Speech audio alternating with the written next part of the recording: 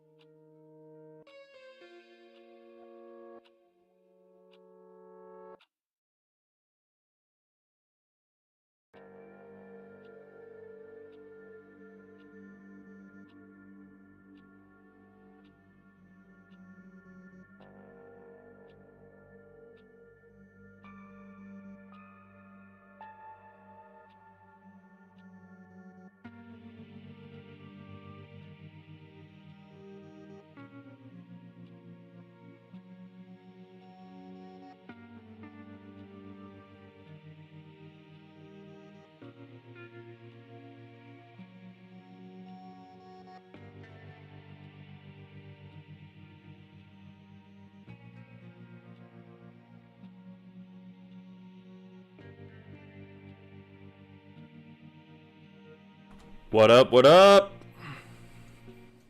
Alright, let me turn that music down a bit. Something to have in the background.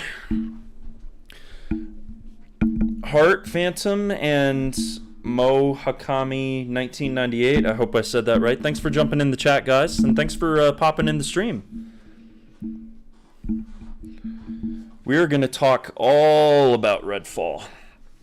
That is going to be the focus of today's stream. We're just going to chat, and we'll play some games too. I honestly didn't decide ahead of time what I wanted to play on stream.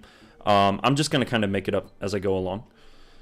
And yeah, get that figured out. So let me catch up with what you guys have to say. Yeah, yes sir, you know what it is. Arcade City Boys. I love it. That's great. What do you think about Redfall impressions? I'm gonna get back to that, actually. I'm gonna read what Hart has to say here. I think most have been pretty dang good so far, but I've seen a ton of Sony ponies already on a temper tantrum tirade of trying to undermine the game.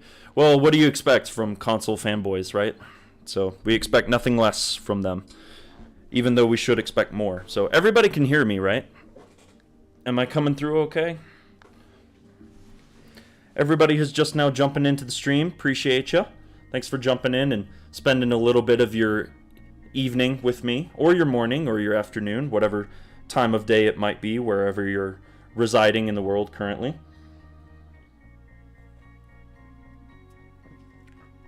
Yeah, I can hear you fine. Country Mouse, thank you so much for jumping in the chat. And thanks for giving me that feedback there, because I want to make sure I'm audible. Everybody can hear me. Hopefully I'm not too loud, and you guys can still hear the music as well. So, bro, I've been hooked on this game called Wild Hearts. I would recommend it, but I don't know if you're into Monster Hunter games. Yeah, I heard Wild Hearts is pretty good. That one came out just recently, and that's kind of EA's take on the Monster Hunter, I guess, sub-genre, if you want to call it that. Yeah, I have tried desperately to, in the past, get into Monster Hunter because all of my best buddies, like from high school, are diehard Monster Hunter fans. But I tried Monster Hunter World maybe a couple of years ago, and I don't know, I just really couldn't get into it. Okay, we're gonna mute that because that's an ad. I really just couldn't get into it, honestly. Yeah, it wasn't my speed, and I mean, I know it's good. I know it's cool. Like, I love the idea. There was just something I think about the gameplay that just didn't really sit well with me. It didn't feel good to play, I guess, and that's just me, you know. Because Monster Hunter is okay if they don't have me playing their games, they're fine because they still sell millions of copies. But okay, but yeah, I couldn't get into Monster Hunter either, but Wild Hearts has been so good. Yeah, and I heard that Wild Hearts is a little more accessible, is the word I would say that people have been using. You don't want to use that word around any From Software fans though, because that'll scare the hell out of them. But anyway, back to Mo Hakami's question. What do I think about the Redfall impressions? Honestly, I am very happy that everybody has been responding so positively to it. And, you know, I always try to be optimistic about everything, but especially Arcane and their games. And Redfall, I feel like, is a game that has been surrounded with so much negativity. You know, there's the online-only connection, even though it's technically a single-player game with co-op and whatnot. There's been a lot of negativity around Redfall, and then there was also that controversy about the game not having a disc in the physical box edition, and then it turns out it did have a disc.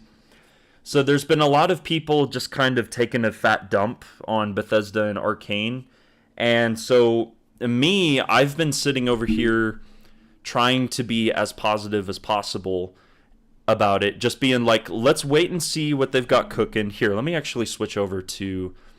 Also, what do you guys think about these dope stream overlays that I've got here? A good buddy of mine, Jonas, made these Redfall-themed stream overlays for me that look absolutely incredible.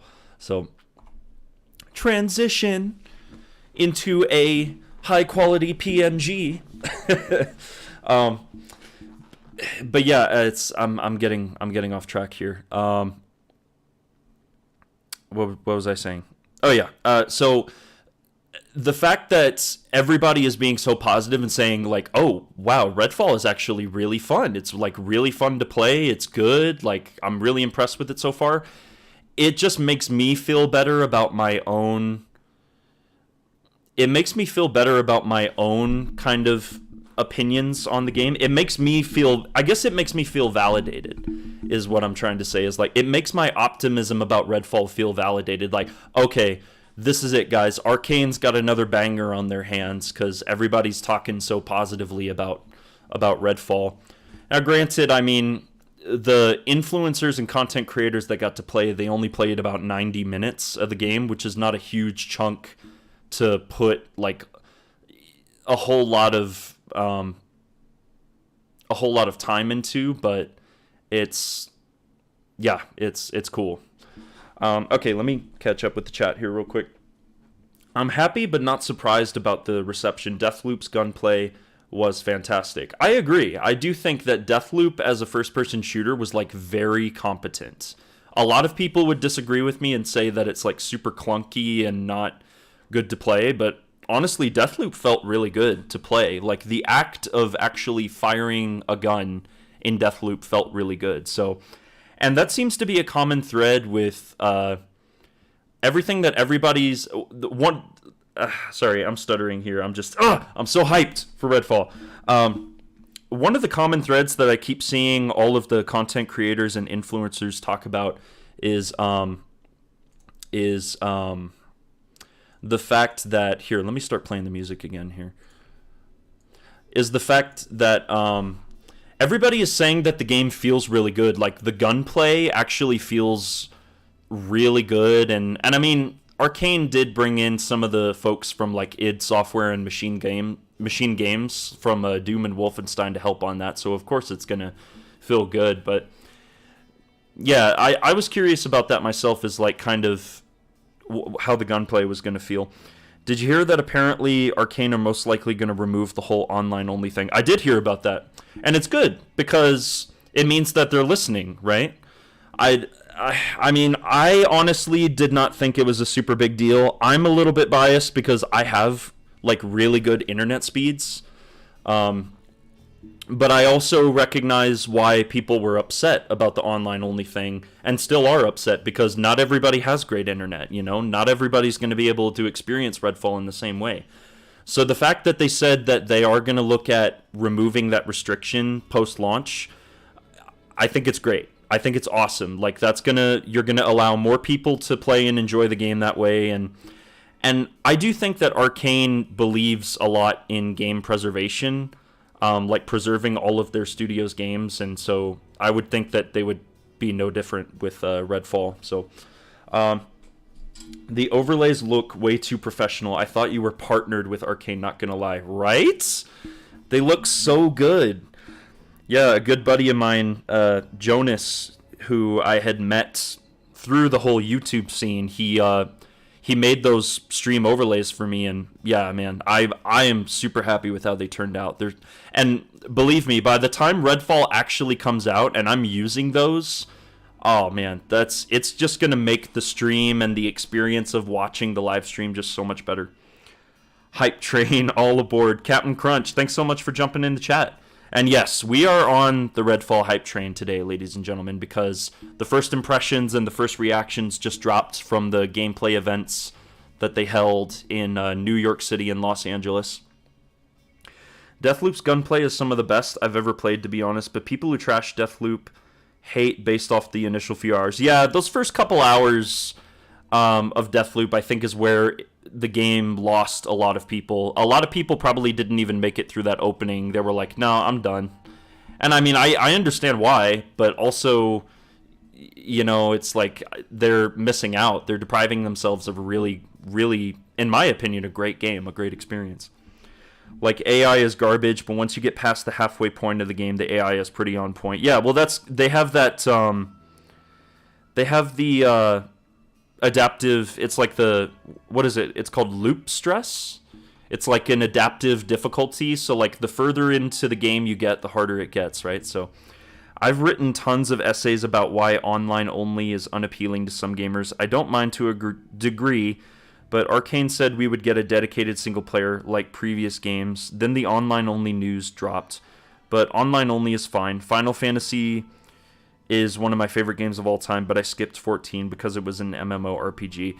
Yeah, I mean, nowadays, the whole online-only thing, I don't want to invalidate anybody's feelings or opinions on that, because, again, I'm a little bit biased, but in this day and age that we're living in now, so many games are online-only anyway, and I feel like, you know, there are some games like you mentioned, like Final Fantasy 14, the MMO, like people aren't upset about that. People are going to keep playing that for years and years and years until eventually they shut off the servers. And, you know, it's a fact of life. Like, servers are going to get shut down for games, and some games are going to be preserved, some of them aren't. I did read yesterday or the day before that they're shutting down some of the old Battlefield games, like Bad Company 2, which that was super upsetting to read about, because I have so many fond memories of playing Bad Company 2 back when I was in, like, high school. And so to hear that they're permanently shutting down online connectivity and they're going to delist it from online storefronts, like, there is a case to be made. There's a heavy case to be made for buying physical media and preservation of video games and history and whatnot. I was having a conversation about this with some of my friends and family members actually about that stuff. So everybody who's just now jumping into the chat or into the stream, welcome. Appreciate you taking some time out of your evening to sit here and chat about everything games, but primarily Redfall. We're discussing some of the impressions and first reactions to the game. In fact, I am going to bring up that screen here because we are going to talk about some of the things that people have been saying. And I honestly really would love to do live streams like this more often where we just sit and talk. Like, I don't even need to be playing a game right now. The fact that you guys are jumping in and just having these conversations with me is really cool. Ellie the Geek got to play Redfall early, which I'm super jealous. She's chill, though. She's cool. And she made a video about that, and she answered like some questions from her community. And she actually answered one of my questions at the very end, which was really neat. So that's a video to watch for anyone who hasn't seen it yet. My take is that I don't really care either way. It's never going to affect me, but it's probably better to have an offline mode. Yeah, it is. It's better in general for them to have the offline mode. But I am glad that they're going to look at removing that restriction post-launch again. So that'll be good. Okay, let me start with... So let me go back a ways because... Yeah, me personally, I love ownership of games. Never been a fan of online-only. Destiny was the last online-only game I bought, but man, was online-only component irritating. No, yeah, definitely. And yeah, Destiny 1 was... Oof. I mean, I have fond memories of Destiny 1, but that was... Yeah, that was... Yeah. Okay, let's see. So, and I know you guys aren't seeing what I'm bringing up on the screen here, but maybe I should bring that up here if I can do... Here's what we're going to do. We're going to do display capture so that you guys can see exactly what I'm... Oh, here comes the beat drop. Are you a veteran? Good old Vault of Glass, buddy. I ran Vault of Glass maybe once back in the day. I am very much a casual... I have always been a casual Destiny player. I've never been a hardcore Destiny player. Okay, there it is. Oh, whoa. Okay. We don't want that. Alright. Hey man, how's everything? It's good. Santiago, thanks for jumping in the chat, man. Appreciate it. We're just we're talking all about Redfall and just kind of combing over some of like the first impressions of the game and just talking about... We're really just kind of talking amongst ourselves how we're feeling about the first impressions and seeing what everybody else is saying. So this was the very first article that I actually read today about Redfall. Let me actually drop the volume down a little bit. This is what we are talking about, is just kind of the first impressions. So this was the first article I read today, which was from VGC, Video Games Chronicle. They said, "Fear not, Arcane fans, Redfall is a utterly engrossing single-player experience." That was another thing, too. This event that everybody played at, everyone was playing solo. There was no co-op play at this event. So everybody is saying that Redfall is, like, very competent, and it's, like, it's good. It's really good as a single-player game. So I think that's also very encouraging. When Redfall was first unveiled, it seemed as though the internet responded with a collective shrug. Gosh, that's an understatement. I wish it was the opposite, but as the new creation from immersive sim maestros Arcane, expectations were understandably high. Yet to many players' disappointment, it looked like the Dishonored creator had abandoned its RPG roots for Left 4 Dead-esque co-op shenanigans.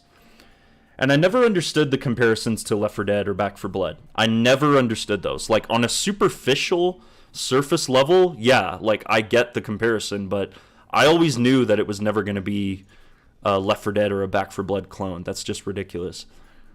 That's not the kind of game that Arcane makes.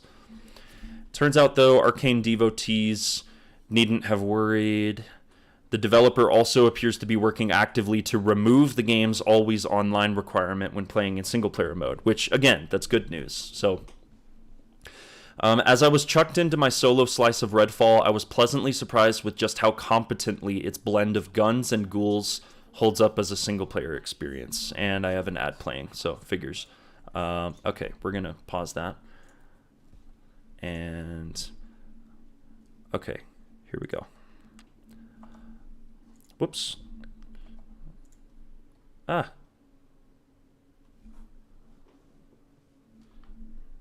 I might... what? Okay, there we go. Jeez. All right, my transitions are kind of all over the place here. Okay. As a single-player experience... It helps, of course, that minute-to-minute gunplay is phenomenal. Arcane is no stranger to firearms, but it's never been an area where this developer has really excelled. Here, the simple act of shooting is endlessly satisfying. It reminds me a little of the instant serotonin release that comes with firing a weapon in Destiny 2. The fact that they are comparing Redfall's gunplay to Destiny 2 is a very, very good thing, because Destiny 2's gunplay is awesome. It's like best in the business. The Back 4 Blood comparisons were nutty. I never understood what the heck they were even talking about. Yeah, it was dumb. The whole thing was dumb. I heard Arcane said that they were working on not having to be permanently connected. That is true. Yeah, they are. They're working on... it's probably not going to be patched out before launch, but after the game is out, they're probably going to find a way to remove the online-only restriction. They even dropped some new screenshots here, which this one... I love how you can see the guy's skull there, like, coming through the ashes and the melting skin. That's wild. Destiny 2's gunplay is phenomenal. Oh, absolutely. I've been playing Lightfall kind of on and off. Whenever I have some free time, I've been playing Lightfall and really enjoying that. Let's see. Talking a little bit about how he played Devender. And everybody played different characters from the sound of it. So everybody had a very different experience, which is obviously good. Because you want everybody to have a different experience, right? Yeah,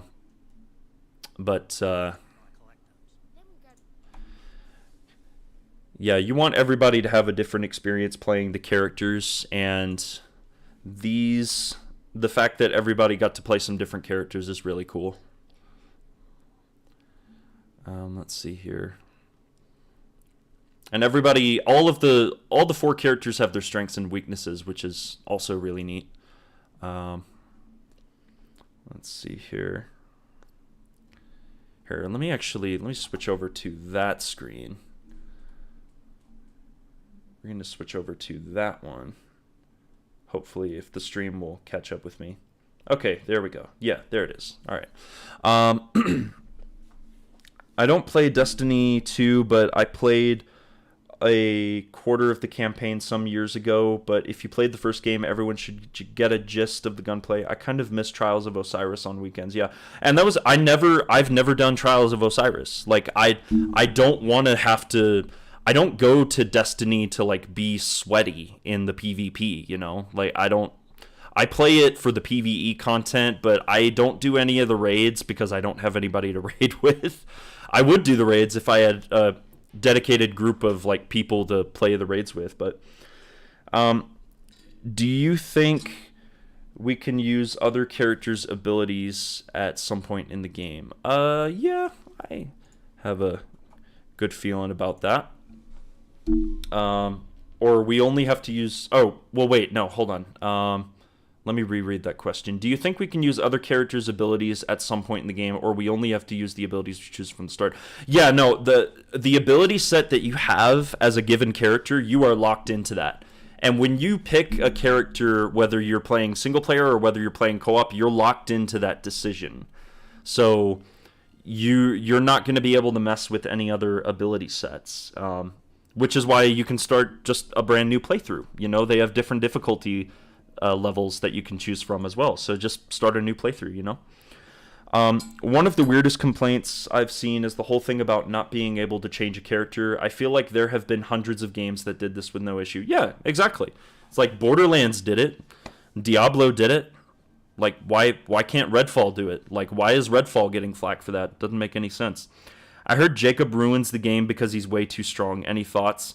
I don't believe that. I have heard that his, like, what people who played as Jacob have said is that his cloak ability is super OP. It's like very easy to kind of exploit and cheese your way through the game with the cloak. And so me hearing that, I'm kind of like, I might avoid Jacob for a solo playthrough. He might be like a co-op character. One thing I think is awesome is that, so Harvey Smith keeps talking about how one of his inspirations for Redfall was Far Cry 2. And anyone who's played Far Cry 2 here in the stream knows that that game is so incredibly awesome and underrated. I honestly feel like that is the best Far Cry game, or at least my personal favorite Far Cry game. Like, everybody says that 3 is the best one, but I feel like 2 actually is the best one, because that one was, again, they say it right here, open world exploration and systems driven gameplay. And Far Cry 2 was amazing back in the day in 2008. Let's see. It's an influence that immediately rings true with my eerie explorations of this deeply cursed Massachusetts town, feeling more akin to a chewy single-player offering than a looter shooter. Which, again, that's really good to hear. There is loot in Redfall, but it's not going to be a straight-up looter shooter, which, thank God, because I didn't want Arcane to just do a straight-up Borderlands-style looter shooter, you know? Like, I still want them to make a quote-unquote chewy single-player offering, and it looks like that's what they did here. So each individual house, and that's another thing, they talk about how there's a lot of interiors in the open world you can get into, which is really good. Sounds a lot like the levels in Dishonored 2. There were a lot of interiors that you could explore. Each individual house you break into is intricately littered with the kind of authentic human touches that offer the kind of environmental storytelling that you'd expect from a traditional single-player Arcane outing. And then let's see here. True to the original myths, your bullets don't kill vampires, while unloading a full clip into a demon of the night will stun them and get their health bar down to 0. You'll need a UV weapon or a stake through the heart in order to vanquish them fully. And yeah, that's another thing that I've seen in some of the videos that the content creators and the gaming media outlets have released. They have like some B-roll footage, and you can get the vampires down to like 0 health with your bullets, but you can't actually kill them. You can only finish them off one of 3 ways. You stake them through the heart, you use the UV light to petrify them and turn them into stone and then like shatter them, or you can burn them with like a flare gun. So let's see, and they talk a little bit about that there. You'll need a UV weapon or a stake through the heart in order to vanquish them. Let's see. You and the remaining survivors have set up base in Redfall's fire station. Here you'll find quest givers, shopkeepers, and all manner of colorful characters. And then they talk a little bit about some of the main, like, they got to play a little bit of the main story going into this mansion, and I'm not going to read too much into that because I don't want to spoil a whole lot of the story for myself. I want to experience that. Do you think it's just a product of enemies being somewhat easier in the beginning of the game, or Jacob is just legit too strong? I think it's a couple of factors. I think it's the difficulty level that you choose, because Deathloop didn't actually have a difficulty level, like a Deathloop situation, enemies just being weaker and scaling up later. Yeah, I think it's a little bit of that. I think enemies are going to start out low level and they're going to rank up and get harder to kill. And I mean, that's the nature of it being kind of a quasi-RPG, because your character gains levels and you're ranking up your skill trees. But I think it's a mixture of... Jacob is probably pretty powerful. His skill set, from what I've seen, is pretty powerful. It's a mixture of whatever difficulty level you choose. It's a mixture of how the game scales in difficulty in solo versus in co-op, because if you're playing with a full party of 4 players, the game's going to be very difficult in co-op, or at least fairly difficult. It's going to be more difficult than it is in solo play. So Okay, no thanks, and get that off my screen. Before I dove into my demo, Harvey Smith assured me that Redfall stands on its own 2 feet as an enjoyable solo experience. It's a claim I've heard countless times from developers espousing the single-player joys of their co-op capers, but for its first few hours at least, it's a promise that Redfall delivers. While hardcore fans may be a little disappointed at its less system-driven approach, Redfall is shaping up to be the studio's strongest shooter to date. And honestly, I'm happy with that. Like, everybody's saying it's a really good first-person shooter, which that's great to hear. When everyone says it's less system-driven, that's like, honestly, that's the concession that Arcane has to make for making it an online co-op game. It's not like Dishonored where you're going to be able to pick up like bottles and random objects off of tables and counters and the floor. You're not going to be able to do that here. There are going to be some windows in buildings that you can't like open, you know? There's going to be concessions made. They did the exact same thing with Deathloop, and I still love the hell out of Deathloop, so I don't think it's going to be an issue here. It's great to encourage weapon swapping. Oh, absolutely, because you're not just going to be fighting the vampires, you're going to be fighting the cultists, and you know, you're going to need a whole variety of weapons to deal with all the different enemy types. Melding the studio's attention to detail with guns that pack a punch feels like a recipe for the Cult Curio developer to have a long-awaited commercial success. This is what Arcane really needs. They need a commercial success. Arcane has not had a breakout commercial, and when I say commercial success, I mean like, did the game sell well? Did it sell millions of copies? The last game that they made that genuinely was a commercial success was the original Dishonored, and that was over 10 years ago. Every game they've released since then has not done nearly as well. I think Deathloop is probably the one that's done really well. Maybe like not in terms of sales per se. I mean, sales numbers for Deathloop have been pretty good from what I could tell, but they announced recently that they hit like 5 million lifetime players, and I think that's across all platforms. I don't think that's just on Xbox Game Pass. So Deathloop did really well for them. A lot of people underestimate like how well Deathloop actually did. So and then there's a couple of like YouTube videos that people have posted. I watched all of these. I watched Jack Fragg's game. Actually, I haven't seen Games Radar. Colt Eastwood, I watched that one. GameSpot.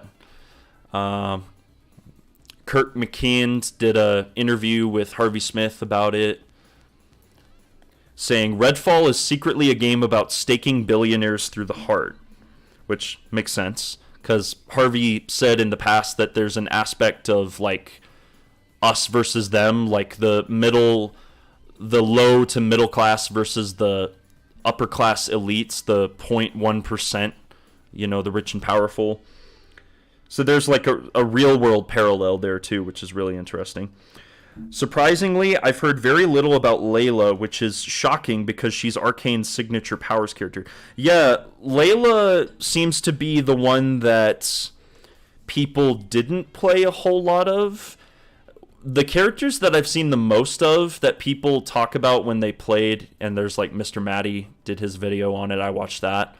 A lot of people have talked about how they played either Remy or Devinder or Jacob, and Layla, I'm sure there's plenty of people that did play Layla, but haven't really seen a whole lot of footage of her, so I'm seeing a lot of new people jumping into the chat. For those of you just jumping in, we're just chatting, just chilling for a bit. We'll probably play a game here in a little bit, but I'm just right now just kind of chilling with everybody and just chatting about the first impressions for Redfall. GodIsAGeek.com. Now, they said Redfall is a serious Game of the Year contender. Now, that is high praise for this. That is like, that's a big deal. So, I would love for this game to be a Game of the Year contender, honestly. But Starfield, we all know that it's going to be, Starfield is going to sweep, Legend of Zelda, Tears of the Kingdom is going to sweep Game of the Year, this for 2023. Like, those are the two heavy hitters for Game of the Year. I'd love for Redfall to get like at least a couple of nominations, maybe a few wins, but we'll see. We have to wait for the game to come out and see if it's good. So I hope this game takes the role that Monster Hunter takes for Capcom.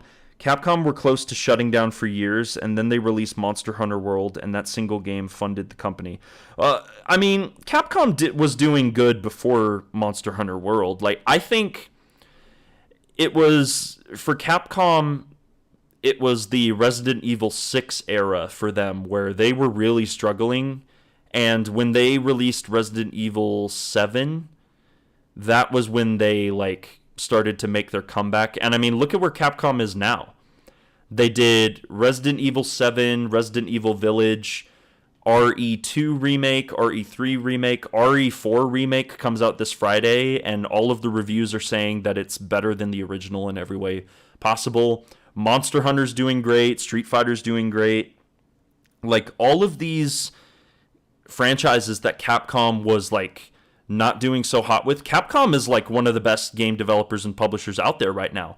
They pulled a serious 180, like, in terms of their quality of their games. Like, it's crazy to see the comeback that Capcom has made over the past couple of years. X-Dash, thanks for jumping in the chat. I do hope they fix that human AI. A lot of people have been saying the human AI were pretty dumb.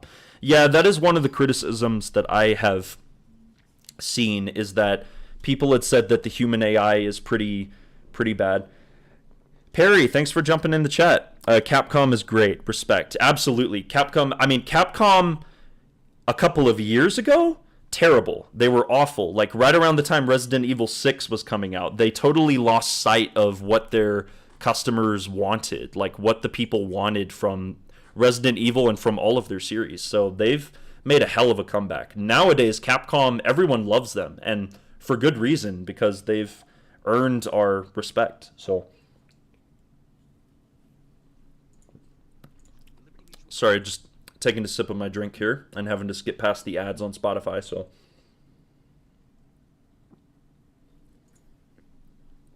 okay. But yeah, I have heard that the human AI is not that great. And to be fair, AI has never been Arcane Studios' strongest point in their games. It's not the thing that Arcane's games are remembered for. They're not remembered for their smart AI. And I understand why people are criticizing the bad AI for Redfall, and then also Deathloop was criticized for some pretty wonky AI. But the thing is that I don't think that the AI needs to be particularly good. Like, the games are so systemic, and they're very much immersive sims. The games are so system driven that it's just more fun for you to play around with your powers and your weapons against dumb AI instead of really smart AI, if that makes sense, I guess. Like, how much fun would it be really if... I'm trying to find out where I'm going with this point I'm trying to make here, but how much fun would it really be if, like, we are... Sorry, and let me switch back over to the screen here for the article. How much fun would it really be if we're, like, fighting against enemies that are, like, way too smart? Like, some of the best AI I've seen in games is, like, stuff from Halo Combat Evolved. Like, that AI was crazy, but that was a totally different game. It was, like, designed in a very different way. I don't know. Maybe I'm wrong. I don't know. Maybe I'm just rambling, but... See, and Hart says, nah, I disagree. Dishonored AI is pretty strong in my personal opinion. Those AI are pretty smart in terms of tracking down sounds and stuff. Oh, they are. No, they definitely are. I agree with you on that. Like, they are... The AI in Dishonored is very intelligent. And that's probably maybe, like, the one exception there that I would say with their AI. I mean, I think Prey had some decent AI as well, but yeah, it's I guess for me personally, like, the AI being not the smartest in the world is not a deal breaker for me, but I do understand why people are criticizing it. I get it. So I got to go back a ways here. Craig, thanks for jumping in the chat. I'm really hoping that this will do really well so it can fund a sequel to Prey or another immersive sim like their past games. Well, that's the hope, right? Arcane they don't even just need a commercial success. They deserve one. It has been years since they had a game like the original Dishonored that sold millions and millions of copies and was just so popular. All of their other games since then have not been nearly as popular. I feel like Deathloop is one that has done pretty well for them based on what I could see or what I could read and what I found out about certain things. But yeah, I would love for Redfall to do really well, like have a ton of players on Game Pass at launch, sell a bunch of copies. It's probably not going to sell a lot of copies, though, now that I think about it, because it is a day one Game Pass release. I feel like most of the people that are going to be playing Redfall are going to be playing it through Game Pass. But if it does well enough on Game Pass, then yeah, maybe Microsoft and Bethesda are like, okay, we're going to give you some money, make a Prey 2. Because people keep begging them for Prey 2, and yeah, we need a Prey 2, honestly. Speaking of Resident Evil, I'm going to play The Evil Within for the first time pretty soon, which I think was made by the RE4 director. Yeah, it was. Shinji Mikami.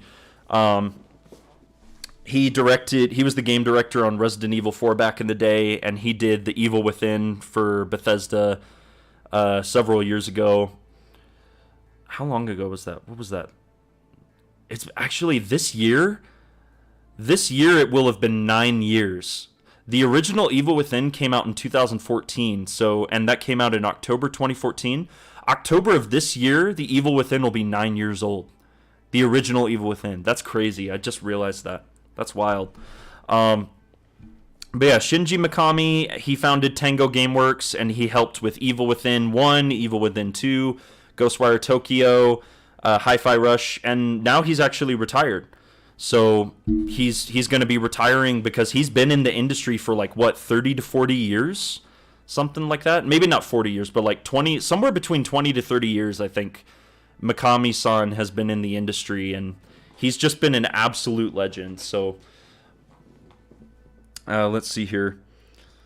Let me catch up. Deathloop's isn't as strong, but it's almost there. Yeah, Deathloop's AI, it's not great, but I also don't think it's like garbage like people say it is. Prey AI was pretty good from what I remember, like the Phantoms. It's been a while though. Yeah, Prey's AI was pretty decent. It was pretty good. So I feel like the guards in Dishonored 2 were in a nice middle ground between allowing an AI that could cause problems and one that was easy to deal with the powers. Yeah, I would agree with that. I think they did hit a good middle ground. I think I heard something about how the other Arcane team is starting work on their next project. Yes, so Arcane Leon, who did Deathloop, they're already starting work on their next game. We have no idea what it is. And honestly, I don't even want to think about Arcane Leon's, like, obviously I'm excited. Like, hell yes, they're making another game, but I honestly don't even want to think about that right now. I'm so focused on Redfall, I only have so much excitement that can go around. Like, I'm already really excited for Redfall, especially after all of these first impressions.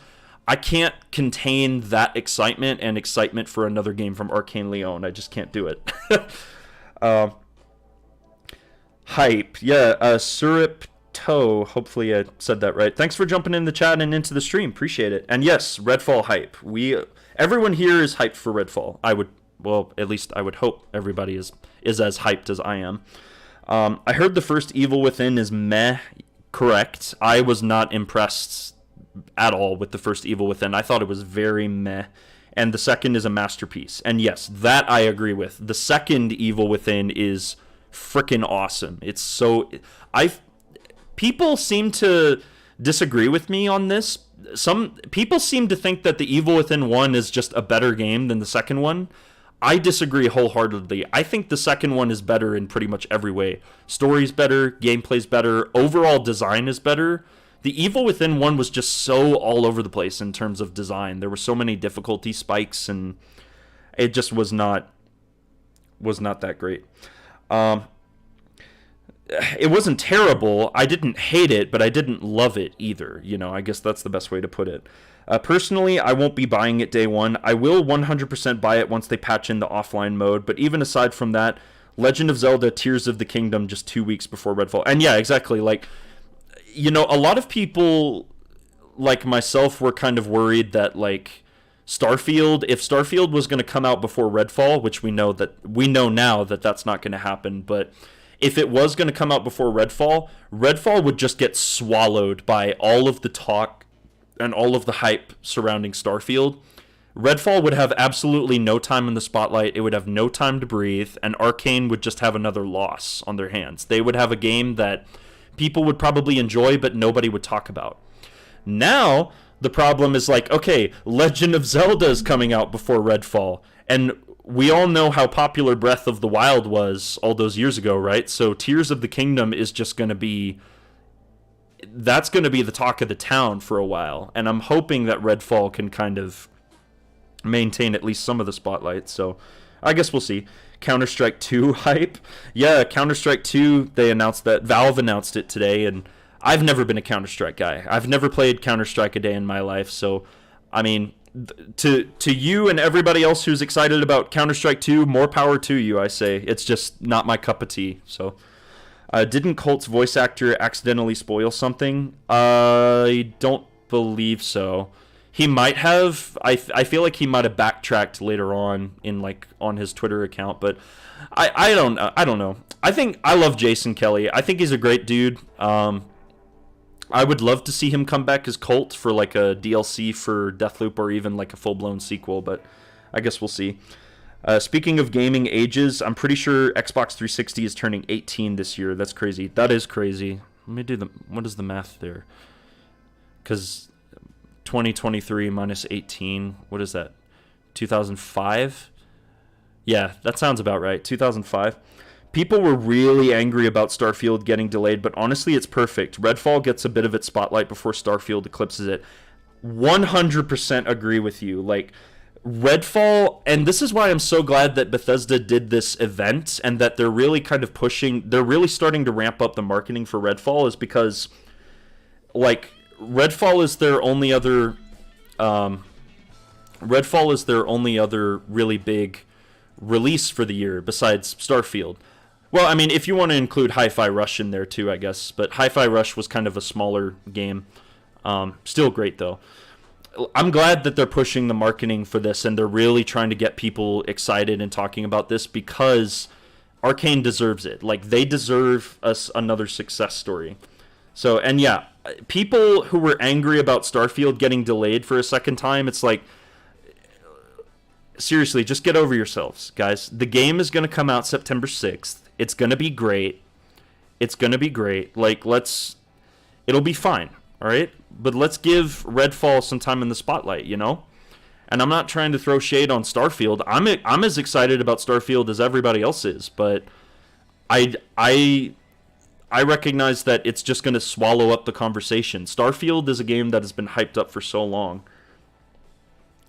I feel like I've seen a lot of people hyped for Starfield trashing Redfall, but I don't really get it. Can people not just enjoy two games? Apparently not. I find more often than not that people just want to be pessimistic and negative about anything that they can find or get their hands on. People want to try and be positive, but they just fail at that miserably. I try to be positive. Sometimes I fail at it. I feel like more often than not, I enjoy a lot of the games that I play. Take like Callisto Protocol, for example. Everybody was disappointed in that game and was like, oh, this game's bad. It's a real letdown. Oh, you know what? I really enjoyed it. I thought it was great. So, we all have different tastes, and some people will get really disappointed when others will really enjoy games. So, honestly, the people who were angry were Sony ponies. Well, PlayStation 5 users and Sony fanboys we know what the situation is there with them and Bethesda and Microsoft. So anyway, I'm caught up with the chat now. Let's read a little bit more about this article here. So God is a Geek said Redfall is a serious Game of the Year contender. Let's get this out of the way right now. Redfall has already done enough to convince me it's going to be fantastic. After playing a few hours, it feels like a combination of all that Arcane has learned from the Dishonored series and Deathloop, but mixed it in with the supernatural narrative and, crucially, some fantastic shooting. So that sounds very encouraging, obviously. Um, let's see. To clear up the questions, it's a first-person shooter playable in co-op. Okay, so this person did play as Layla. So that's... I already read this. I've read pretty much all of the articles about the game, but... Okay, no, we're going to skip the ad, or we're going to at least pause or mute the ad there. I just have like Deathloop music running in the background here, just for background noise, but appreciate everybody jumping into the stream. Just want to take a break here reading and also catching up on the chat to thank everybody for jumping in and spending a little bit of time with me. We'll boot up a game here soon, but I just wanted to kind of review all of the articles and all of the information that we learned about and just kind of chat about it with you guys. I can't stress enough how any preconceptions you have about the gunplay in an Arcane-developed title might need to go out of the window. Of all the modern titles it has developed, this feels like a shooter first and foremost, with the powers, narrative, and world building from the previous games. That's not to say the story is an afterthought, and in fact it's incredibly intriguing. See, everybody keeps saying that it's a really good first-person shooter. Like, it feels really good to play and to, like, engage in combat with the enemies. So, let's see.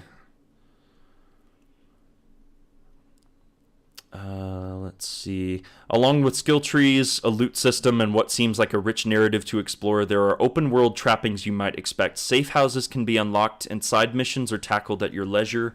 The verticality and powers of the heroes means that no two missions feel the same. Redfall is dripping with atmosphere from the timed loot dungeons to the main story missions. I genuinely cannot wait to play more. That's another thing people talked about was the randomly generated vampire nests. They've got some RNG or not RNG. What is it? Procedural generation in the vampire nests, and they're like little mini dungeons you go into, and you have to loot and you have to fight guys on a time limit. That sounds really cool. Okay, so that's what they had to say. And then GameSpot impressions of Redfall.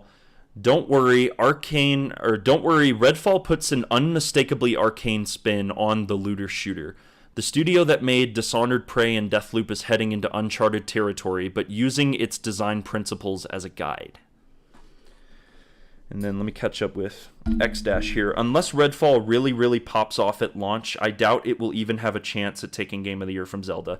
Yeah, you're probably right, honestly. And you know what? That's okay. Like, Arcane doesn't have to win Game of the Year to make me happy. Like, even if Redfall gets a nomination, that'd be cool.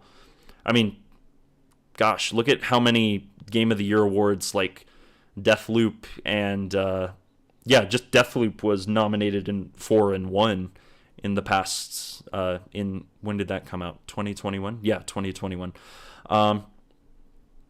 Arcane Studios is known for a very specific kind of game, immersive sims. The team made its mark on the industry with intricate sandboxes that feature systems and mechanics interacting with each other in fascinating ways. Games like Dishonored and Dishonored 2 are standout examples of why the developer is heralded as a master of the genre. But in recent years, the studio has started to reassess what it means to be an Arcane game. Prey, while still a science fiction take on the immersive sim genre, served as the foundation for Mooncrash, a DLC that reconfigured the game into a roguelike. Deathloop leaned harder into that genre by embracing the run-based format to break down what makes an immersive sim so compelling and asking the player to examine the pieces and put them back together. Redfall continues this process of reflection and reinvention, and it's perhaps the biggest departure from what we expect an Arcane game to be. But after getting some hands-on time with the game, it quickly became apparent that underneath the open-world, first-person shooting and loot, there are systems, mechanics, and gameplay opportunities that are unmistakably Arcane. Like Prey, Mooncrash, and Deathloop, Redfall is aiming to take the fundamentals of Arcane's tried-and-true formula and build anew on top of them. This, according to creative director Ricardo Baer, was how it ended up with an open-world co-op shooter. If you look at our catalog of games, we always try to do something a little bit different, said Bear. Dishonored is very stealth-oriented, and it's got a mission structure that's more classic. You do a mission, you travel there, you go back, you do a mission, travel. They're not connected together like an open world. But then if you look at Prey, it has stealth, and it's one big level, a big-ass space station. You can go anywhere, so the mission structure is far more open. That's a baby open world. I think you can look at those two games and go, Arcane made both of those, but they're very different from each other. They have a common creative core. For Mooncrash, you can see there's lots of procedurally generated content. Yeah, so basically the point he's making is like, even if you like don't like all of Arcane's games, this is part of why Arcane is so cool and like why I love them so much is like, even if you don't love all of their games, there's like all of them collectively, like I do, even if you don't like all of them collectively, there's bound to be at least one game of theirs that you love. Like, there are some people who absolutely hate the Dishonored games, but they love Prey. There are some people who really don't like Prey, but they love the Dishonored games. There are some people who don't like Dishonored or Prey, and Deathloop was like their first Arcane game, and they're like, Deathloop is my favorite Arcane game. It's going to be the exact same situation with Redfall. Redfall is going to be the very first Arcane Studios game for so many people. Like, just think about that for a second. That's huge. That's mind-blowing. It's going to open up people's minds to how good Arcane is as a development team. Like, my hope is that Redfall does really well, and it makes people go like, huh, you know, this game's really good. I wonder what else Arcane has made. And they go back and they play Deathloop, and they play Prey, and they play Mooncrash, and they play Dishonored and Dishonored 2 and Death of the Outsider. Like, that is best case scenario right there. Anyway, let me catch up with the chat here. Sorry, I'm rambling. But that's why you joined the stream, right? To hear me ramble. So, Subatar, thanks so much for jumping into the chat and into the stream. Appreciate you. It's fine. It's fine if it's not Game of the Year. I just want it to be successful enough to carry Arcane Austin to their next project. Agreed, 100%. Hopefully it gets great reviews at launch. That will more or less determine it. The Zelda release date is a little concerning, but I'm not too bothered. The Game Pass release should help it find an audience. Game Pass is what is going to save Redfall. Like, if Redfall was releasing not on Game Pass as a fully priced $70 AAA game, there's no doubt in my mind that it probably would struggle way more than if it wasn't released on Game Pass. So the fact that it's going to be day one on Game Pass, that is going to help it a ton. A ton. Game Pass is going to be huge for introducing people to Arcane, right? That's like this... like completely unrelated to Redfall itself, but Redfall releasing on Game Pass day one, that is a great point. Game Pass is so good for helping people find and play games that they otherwise would have never even thought about playing or would have never considered trying. So it's going to be great to hopefully see people go back and play like Arcane's previous games because of that. So, I wore my Deathloop shirt to a XKCD event last year, and I found another Arcane fan there. We talked a ton and really hit it off. That's awesome. That is so awesome. Excuse me. Game Pass gave me the opportunity to get into Arcane. Well, see, there you go, Perry. You are literally a living, breathing example of why Game Pass is going to be good for like people discovering Arcane's games. I don't think I've ever heard anyone say they hate Dishonored. Deathloop seems to be the black sheep. People hate that game so much, and I'm just over here drooling about Deathloop all the time. Yeah, no, as hard as it may be to believe, as hard as this may be to believe, I have seen in YouTube comment sections, on social media, in forums, and like Reddit threads, there are some people who really do not like Dishonored. I don't know that they hate it, but like I've seen people say, yeah, I don't like Dishonored at all. It's not for me. But I loved Prey and what Arcane did with that. I have seen a ton of people with so many differing opinions. I've seen people say stuff like, I don't like any of Arcane's new games. The last game I loved from them was Dark Messiah. Like, that's how crazy the differing opinions can be with Arcane's games. It's pretty wild. I hope eventually Arcane adds the older games to Game Pass. Would be nice to see more people play them. I think the only reason they haven't... they have Arx Fatalis on PC Game Pass. I'm pretty sure. Yeah, they do. They have Arx Fatalis on PC Game Pass. I think the only reason that Dark Messiah is not on Game Pass is because there's like some rights. I think there's like some copyright issues, or there's some rights issues because Ubisoft actually owns the rights to the Might and Magic IP. And basically Arcane was contracted to create a game in the Might and Magic universe by Ubisoft, basically. It was going to be Arx Fatalis 2, but so that's probably part of the reason why it's not on Game Pass, Dark Messiah, is because there's probably some legal issues there that's preventing them from putting it on Game Pass, and Ubisoft owns the Might and Magic IP.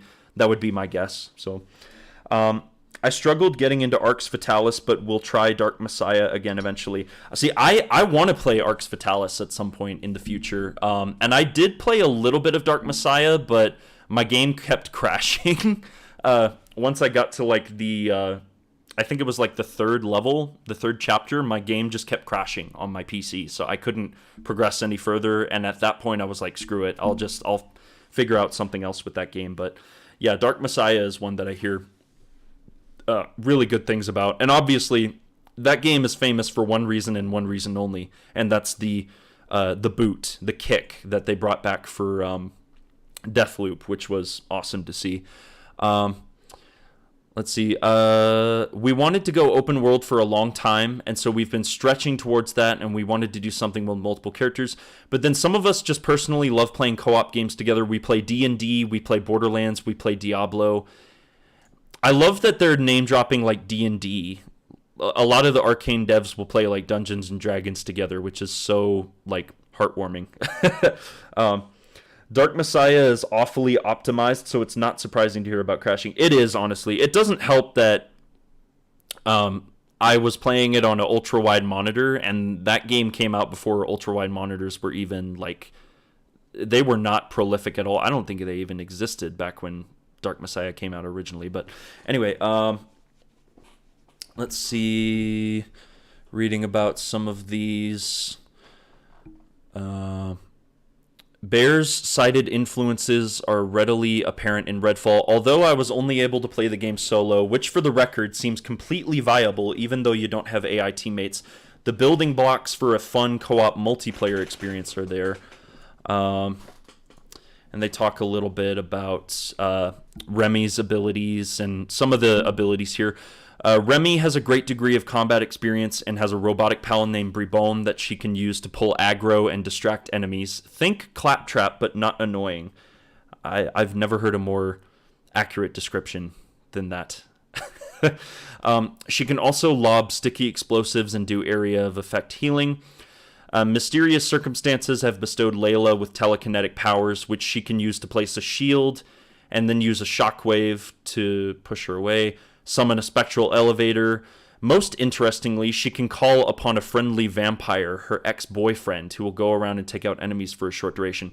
So they had that gameplay deep dive, and they showed everybody's ultimate ability but Layla's. So this is actually the first time we're finding out what Layla's ultimate ability is, where it's called Vampire Ex-Boyfriend, and she literally summons her vampire ex-boyfriend as like a friendly NPC. This is like a friendly vampire who will actually kill enemies for you and fight with you. Like that's pretty wild. So I just love the fact that all of the characters are filling different kind of archetypes, and I can see a little bit of like Dungeons and Dragons influence in like the character abilities and whatnot. So let's see. Special abilities aside, I was surprised by how solid the first-person shooting felt. Again, here's another gaming media outlet that's talking about how good the game feels as a first-person shooter. Although Arcane's previous games are built around first-person shooter dynamics, in terms of pace and intensity, these games have always been atypical, especially in comparison to the likes of Call of Duty or Destiny. But Redfall's shooting feels like it's in a good place with weapons that provide satisfying feedback and have a heft to them. Pistols range from quick and snappy for when I was trying to stay on the move to punchy when I needed to clear out a room. Sniper rifles were precise and took a decent chunk off health bars when aiming for the head, and assault rifles felt suited to crowd control and getting into the thick of battle. Let's see here. Talk a little bit more. For me, one of my favorite parts of Arcane's games is the stories they tell, whether that's the overarching plot or the smaller tales within it. Redfall's take on vampire fiction is intriguing, as it infuses classic gothic creatures of the night mythos with a healthy amount of science gone wrong and a corporation that's up to no good. We think vampires are just cool right up from the get-go, but if you look at them historically, they never really go away. They're perennially popular. It's just that each generation or group of creatives reinterpret them and put their own spin on them.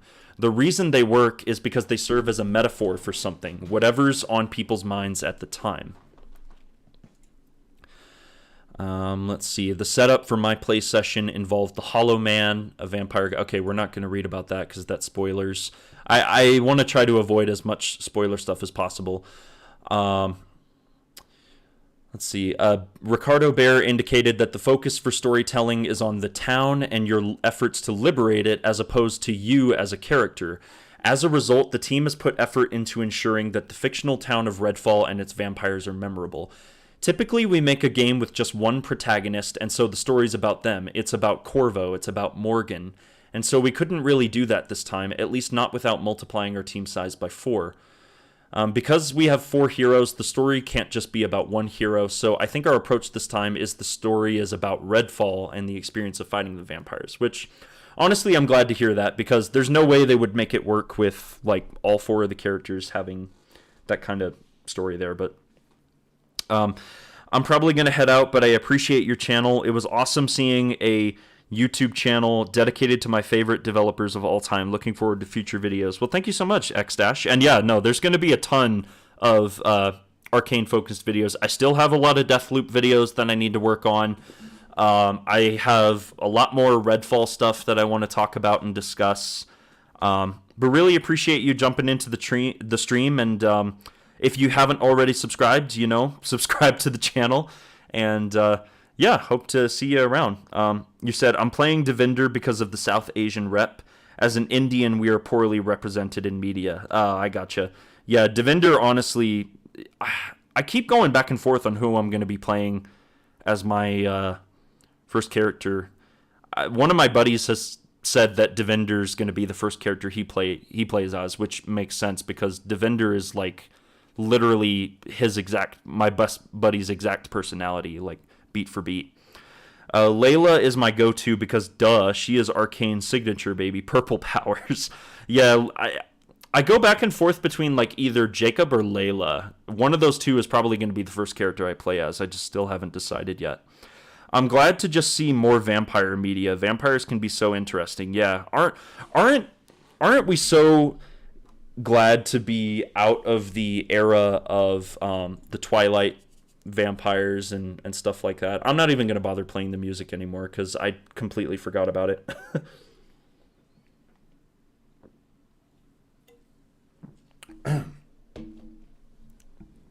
Sorry, taking a bit of a sip of my drink there. Okay. Okay, they talk a little bit about how Redfall doesn't have any vehicles or anything. Okay, now this I think is really cool because it gives me like super like Prey, the Nightmare from Prey vibes. There's also a threat level that slowly rises as you clean the area up, and if you attract the attention of a district's vampire ruler, it sends in a character called the Rook. This character functions a lot like the Nightmare from Prey. It appears in a dramatic lightning storm and is a hulking bullet sponge of a vampire that feels impossible to kill, and, worse still, attracts other vampires to your location. This dynamic means that you need to be careful about how you approach certain areas and manage how much heat you're drawing. I found myself in my playtime being judicious about which fights I took on, occasionally choosing to use Devinder's teleport ability to get onto rooftops to skirt around gangs of cultists, or stealthing my way through vampire-infested territory. Yeah, so the idea that you're going to be able to piss off the vampire gods to a point where they summon this almost unkillable, unstoppable force of nature to hunt you down, that's going to kind of add a little bit of wrinkle there. Let's see. Once you beat the Hollow Man, you move to a second district that's even bigger than this one, and it's got 3 vampire gods that are fighting over the territory. Oh, okay, that's interesting. I won't read too much into that because, again, minor spoilers.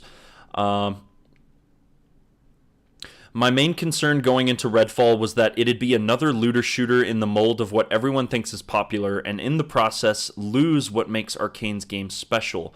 My time with the game brought some much needed clarity to what Redfall actually is, and it is a looter shooter in the mold of popular titles like Borderlands, but most importantly, at its core are design ideas that have enabled memorable exploration and narrative, as well as satisfying gameplay in Arcane's previous games. So it's got like the looter shooter aspects of Borderlands, it's got the RPG stuff, but it still has that secret sauce that makes an Arcane game, like, you jump into an Arcane game and you can just feel, you're like, oh yeah, this is an Arcane game. But just because it's there doesn't mean it'll work, and moving into the open world looter shooter genre is a big pivot for the studio. As a fan of Arcane's work, I am more intrigued by it now, and regardless of how it comes together, it'll be an interesting and distinct take on the genre at the very least. Okay, so that was that. And then I think this is the last one that we'll read here is IGN's preview, and then we'll flip over to a game, and you guys can help me pick which game we want to play here. Okay, let's see. It gave me the first taste of something akin to a Far Cry game made by Stephen King. That's funny. Let's see. Okay. Yeah, they kind of talk about all this stuff. Sorry, I'm just kind of skimming through all of this here. Let me see. It felt like for so long games were strictly zombies. We rarely got vampires in games, and I'm glad Arcane is the one to do it. They are the right studio to go left. Redfall over Dead Island 2, in my opinion. I mean, Dead Island 2 looks okay. I'm not super excited for that. I'm sure that game will be fine, but yeah, zombies are kind of played out at this point, so it's good that Arcane decided to do something different. And if there was any studio that was going to do something really unique with vampires, it's going to be them, for sure. Let's see.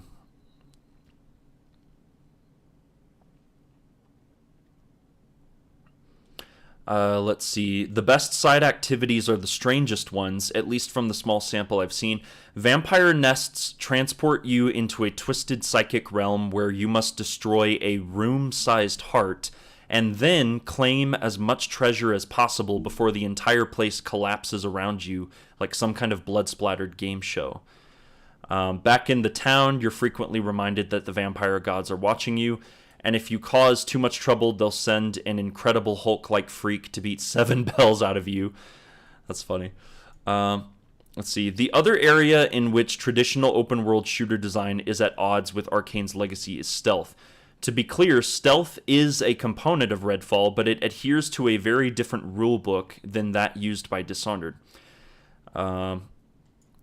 Yeah, and that's one thing I heard is, like, stealth, you can use stealth in Redfall, but it's not going to be a huge focus like it was in Dishonored or even Deathloop to an extent. Stealth is going to be more of a means to kind of set up, like, an ambush. Like, eventually you're going to have to get into all-out combat with the enemies.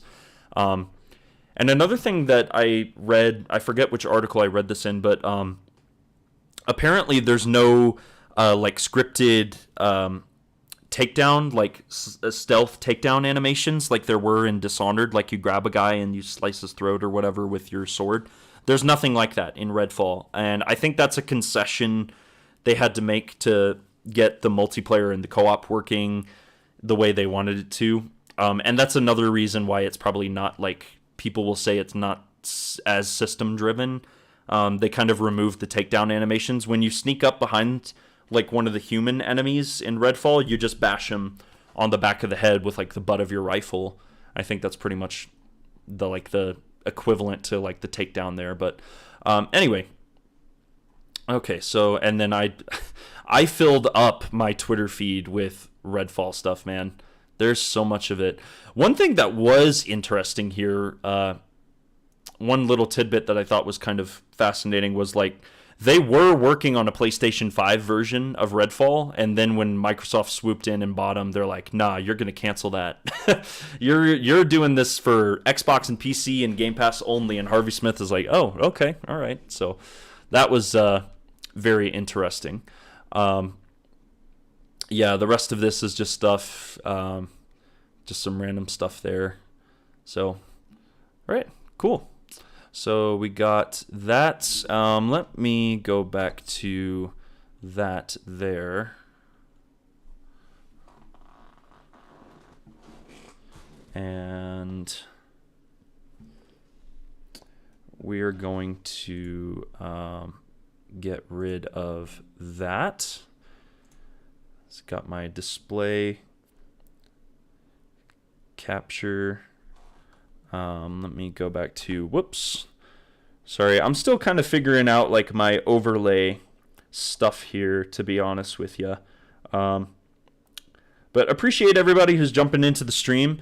If you are enjoying the stream so far, I mean, we haven't really done much. I've just been rambling about Arcane and Redfall. But if you have been enjoying and you've been enjoying our discussions, definitely consider hitting the like button on the stream. That would definitely help. And if you haven't already subscribed to the channel, consider subscribing. There's going to be a lot more Bethesda and Arcane Studios content in the future. So I'm going to run to the bathroom real quick, guys, and then I will be right back, and we'll decide on what we want to play here. So just give me 1 second. I will get right back.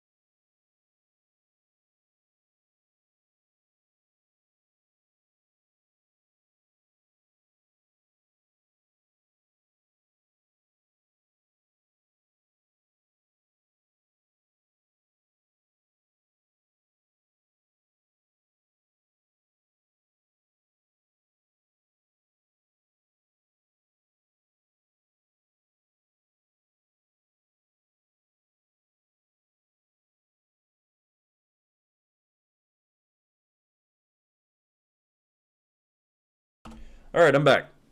Okay. Sit back down. I want to apologize to everyone, by the way, if I just ramble. I'm so much more I'm so much more collected when I'm actually reading from a script in my videos that I make. So it's when I'm in a live setting like this, it's hard for me to gather my thoughts properly and kind of explain everything to everyone in a concise manner. Okay, I got some stuff here. My game of the year so far are Wild Hearts and Wolong Fallen Dynasty. You got anything that's really impressed you so far in 2023? Hi-Fi Rush. I think Hi-Fi Rush is probably my game of the year so far. Like, literally came out of nowhere, and it's amazing. Like, it genuinely is one of the best games I've played in a long, long, long time. And I was shocked that, like, wow, this is Tango Gameworks that made this? That's crazy. Skyzer Boy, were you already in the stream or in the chat? I don't think so, but thanks for jumping in nonetheless. Appreciate you. Like, I miss those finishers on Deathloop or Dishonored, but besides that, the game looks pretty fun, and it kind of reminds me of Dying Light. I could see that. I could see the Dying Light influence, I guess, a little bit. Not a lot, but okay, so let me bring up my Steam page if it will cooperate with me here. Okay, so we got a couple of options. I don't have a whole lot of games installed, to be completely honest with everybody, but I have Prey, obviously, so we could continue playing Prey on Nightmare difficulty. We could do a little bit of Deathloop, maybe continue with Cults, or we could play like some PvP. I have Destiny 2, the Lightfall stuff that we could play. So I have a couple of different options. It would probably help if you guys could see exactly what I'm looking at here, right? So let me see if I can...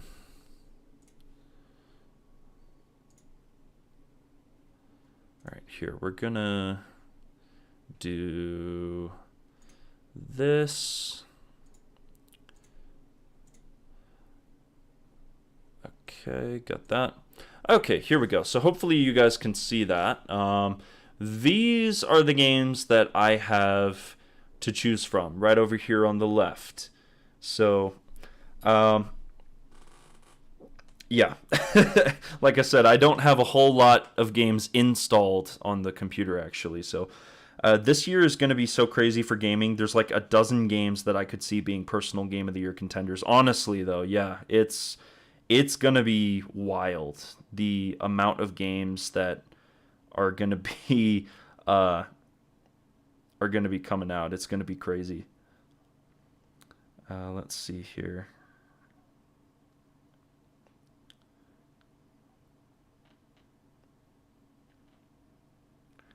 Sorry, just reading through the chat, and then also let me just do something else real quick.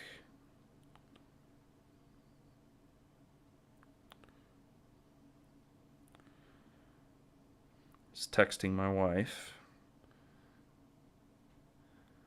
My wife. All right. And also, in case anyone hasn't noticed, I'm sure everyone's picked up on it by now, I'm a lot more like lively in a live stream setting. That's double entendre. That's kind of weird. I'm a lot more like, I guess, energetic in a live stream setting. In my videos, I read my script and I'm very kind of like monotone, you know, so my tone of voice isn't that great.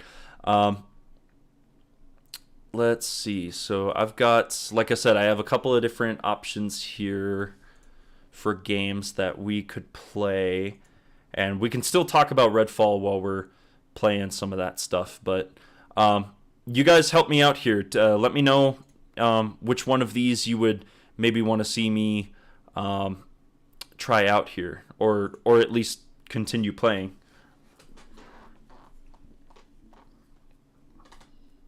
Because I did not decide before I started streaming tonight, I did not decide ahead of time what game I was going to play, so I need a little bit of assistance with that.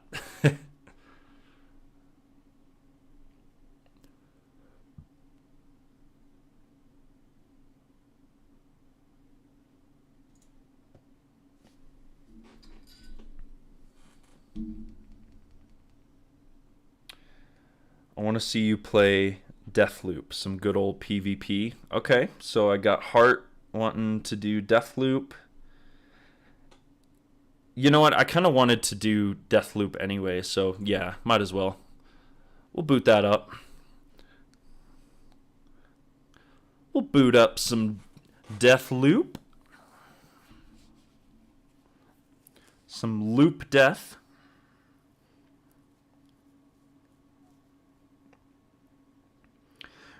I've had a lot of people tuning into this stream tonight. I'm honestly shocked that you guys have stuck around as long as you have. Really appreciate it. Have you heard about Wo Long Fallen Dynasty? Yeah, I have. I heard it's pretty good.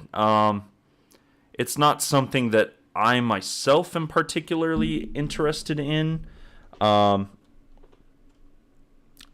I've heard it's pretty good though. Okay, here, let me actually see. Where's... Okay, I still have it on display capture. What the heck? Okay, let's get rid of all of this stuff. Professional streamer, everybody. Professional streamer. Good Lord. What a mess.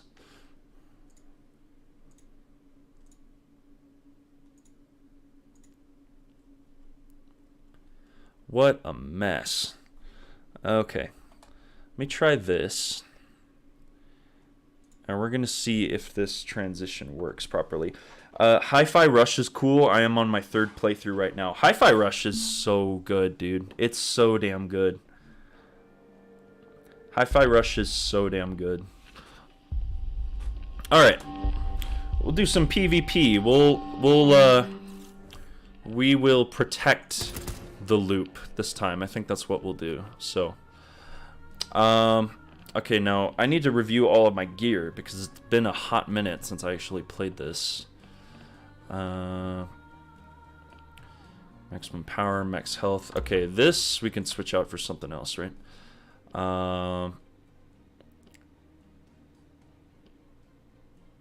Okay, take less damage from headshots and falls.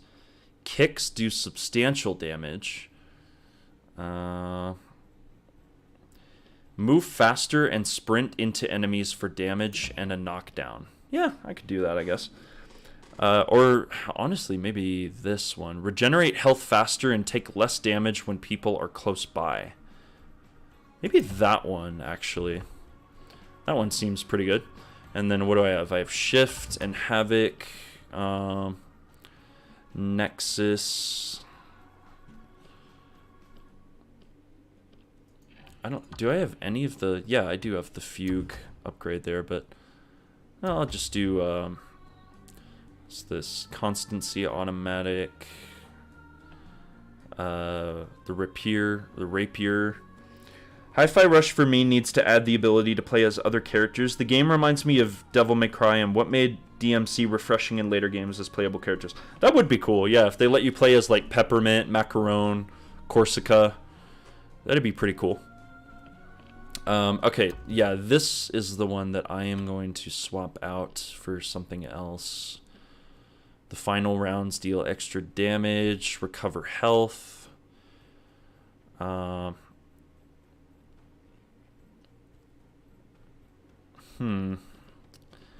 Okay, shot enemies take damage over time.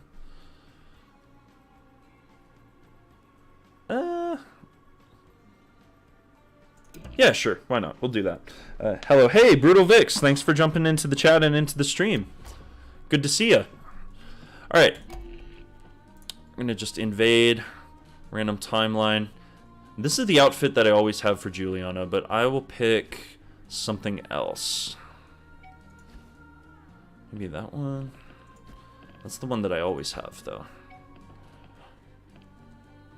No, I like this one. This is...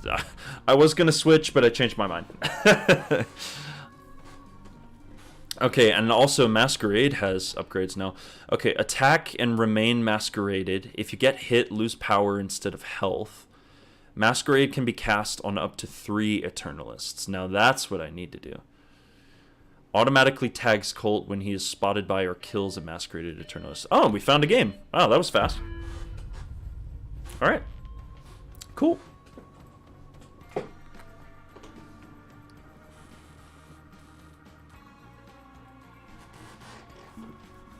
Yeah. Dude, I'm so excited for Redfall. I can't wait. I actually did schedule to get May 2nd off from work. I scheduled some time off that day, so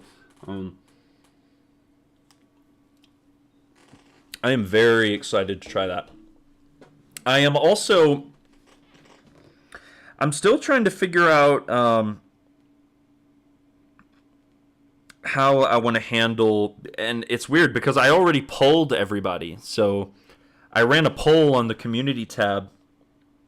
And anyone who is subscribed would have seen it on their subscription feed. But I ran a poll asking, like, do you guys want to see a live stream of Redfall on launch day, or would you rather wait for the video? And it was like overwhelming. Everybody was like, "Oh, we'll wait for you to do the first impressions video," which I respect that and I admire that a lot from everybody, that they're willing to wait for me to kind of gather my thoughts on it. I do want to do a live stream for the game, though. I absolutely want to live stream Redfall when it comes out. I just got to figure out, I guess, the best way to go about doing it. Another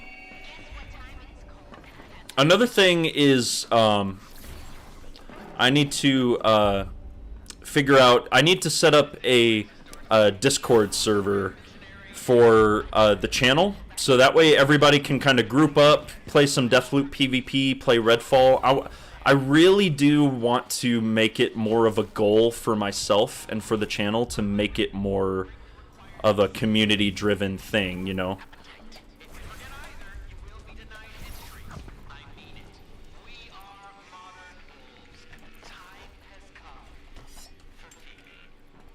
Okay, now we're getting the lag, so figures.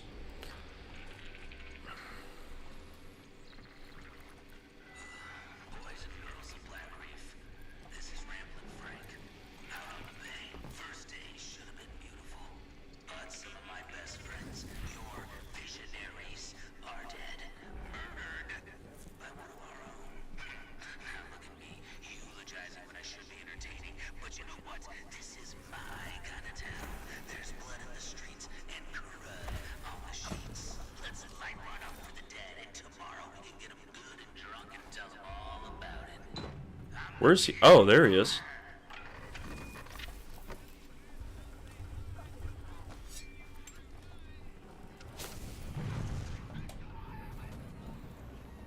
Where you at, buddy, huh?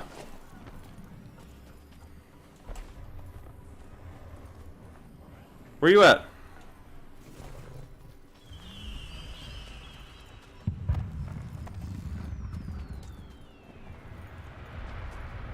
Where did he go?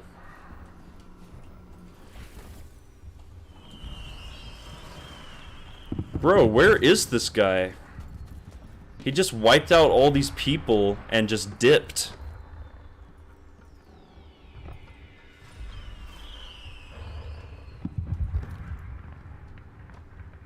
Wow. This cult just wiped out everybody and dipped. A Discord server would be awesome. Yeah, I've never set up my own server before. I feel like I would need some assistance with that. And I asked everybody a while back. I was like, hey, is anybody willing to kind of like maybe help me out with that? And nobody... Like, I need people to like leave their contact info so I can find a way to reach them and figure out exactly like what's going to be the best way to contact people, set up the server, all of that stuff. So, okay, where are you at, Colt? Huh? Where the hell are you?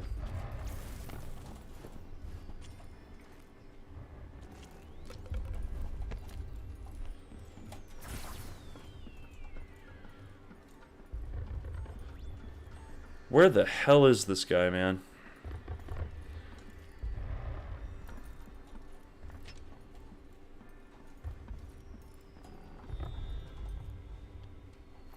Oh, there he is. Wow. You're gonna hide down there? Really? Alright, well. This guy leaves me no choice. Gonna run off and hide in a corner. That's fine, man. But don't think that I'm not coming after you, though. Don't think I ain't coming after your sorry ass.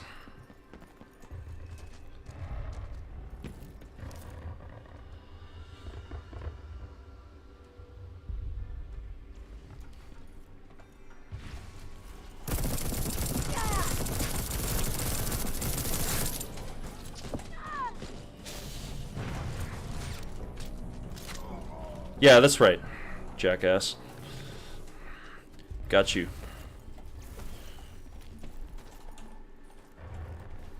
This guy is smart, though.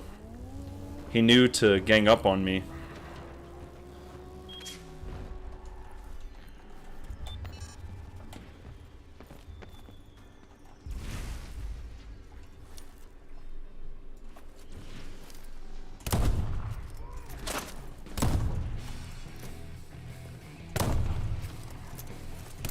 Oh, come on. Don't you run from me.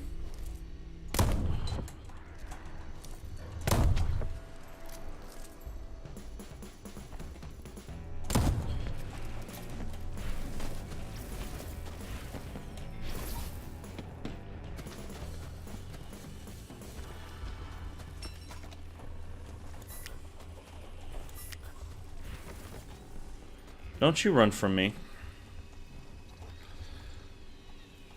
Alright. Come on.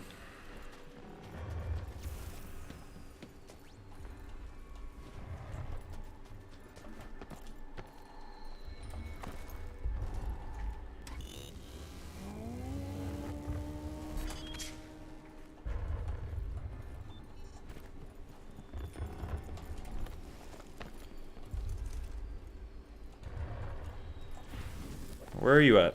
Sorry, this guy is like really driving me crazy right now.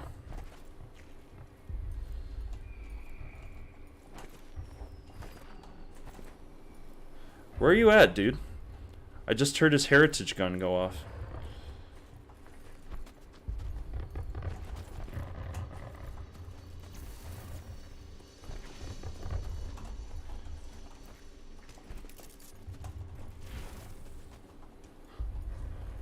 Where the hell is he at?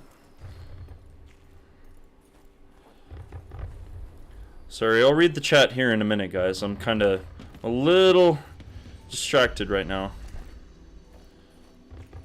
Are you seriously sitting back there again? Where are you at? Huh?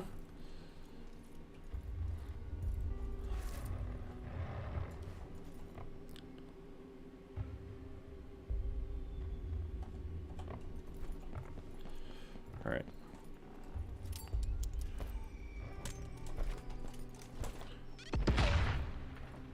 He's not down there.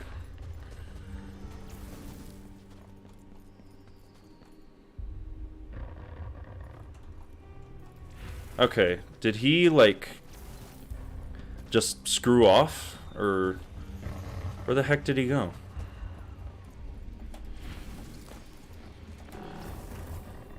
Well, I suppose now would be a good time to catch up on the chat then, huh?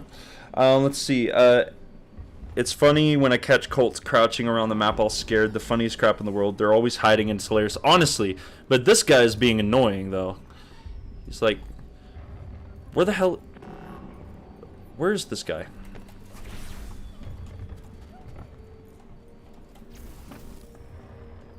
Is he over here? No? Huh. Did this guy just, like, screw off and do his own thing? Like, what? I heard his heritage gun go off. Stream quality is a bit blurry, by the way. I left and came back to the stream to make sure it's not my phone. Yeah, it's probably the online stuff, honestly. When it's moving, it's always a little blurry. I think it's the bit rate is kind of not quite all there. I think he's behind you with the way it sounded. Yeah, it sounded like he was, but now I'm not sure. I don't know where he's at. I don't know where the hell this guy is.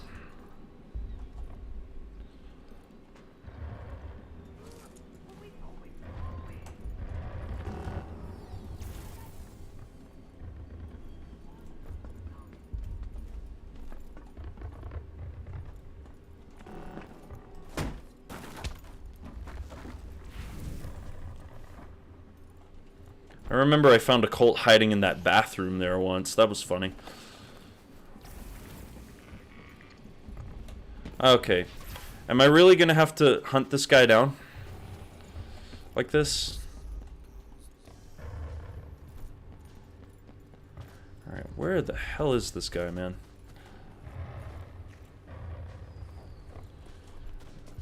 Okay, this is not...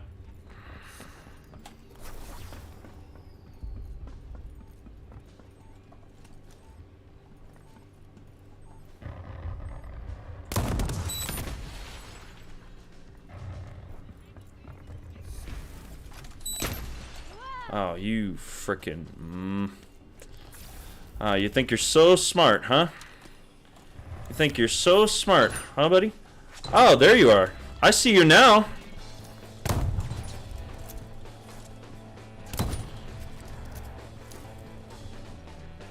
I see you now. Huh?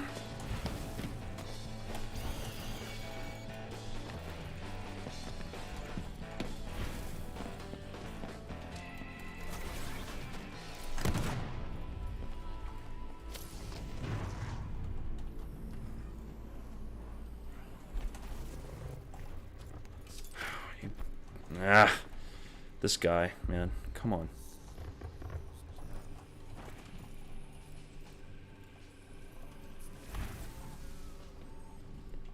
Oh, yeah, you think you're so smart setting up traps by the door, huh?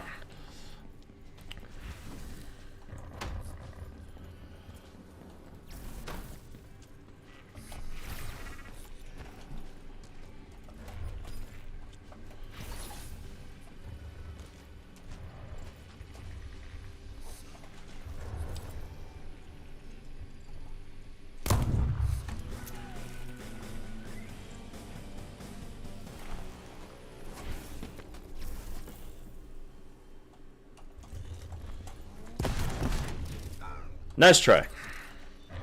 Nice try, jackass. And now I know exactly where you're gonna be.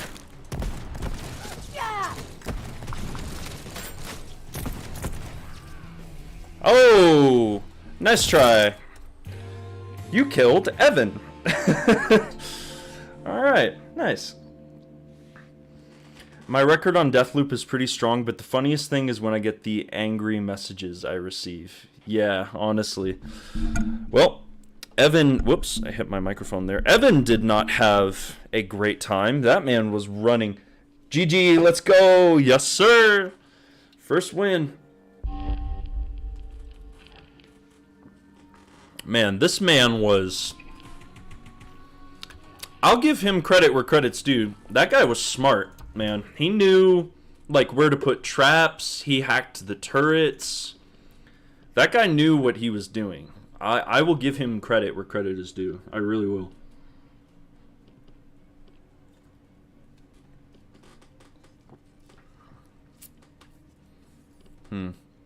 Should I put on a sniper rifle, though? Got the laser rifle. Reload faster after a headshot. Stabilize your aim for longer.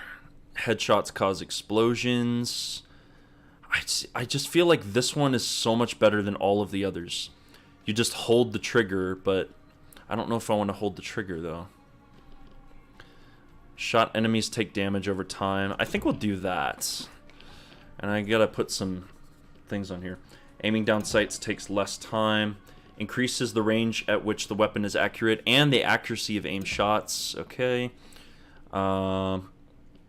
Hit enemies lose power and have their health regen delayed. That's not that bad, honestly. That one's pretty good. There was this one player named Visionary that was pissing me off playing Deathloop. He was trying to farm Juliana's by creating an infinite space of power dampeners on Igor's night loop. Oh, wow. That's crazy. I've never heard of anyone doing something quite like that. That's pretty wild. Okay, yeah, we're going to do that. Okay. We're going to put on the sniper rifle, and we're going to do that.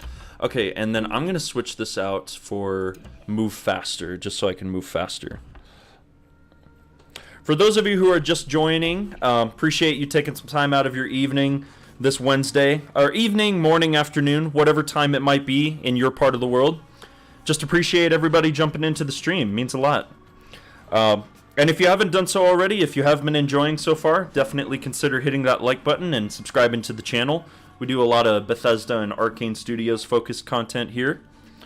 Specifically right now, just doing some Deathloop PvP, and we talked a little bit about, well, I say a little bit, we talked for like 2 hours about Redfall and the first impressions that have been coming out, and I'm just beyond excited for Redfall, man. I can't wait. But I do need to set up a Discord server for the channel so that all of my subscribers and all of the people who watch the videos and who come to the live streams, and I want everybody to have a place where they can kind of congregate and, you know, be able to group up with each other, play Deathloop, play Redfall, and really just talk about games, you know? I want to make that more of a goal for this year, is kind of foster more of the community here on the channel. I got super irritated because I ran into him multiple times and he was playing Scummy. Eventually, I caught him off of that loop and thrashed him like 3 times that same day. It was beyond satisfying. He tried getting my Xbox account banned after I embarrassed him. Summarization of the event. That's awesome. Yeah, players like that, man, they deserve that and worse, honestly. They really do. Consecutive wins, 1. I know I haven't even gotten all of the feats. I'm missing 15 of these feats. I don't even know what some of these are. I know one of them is like, I have to win like, what, 10, 15 games in a row? Which is just insane.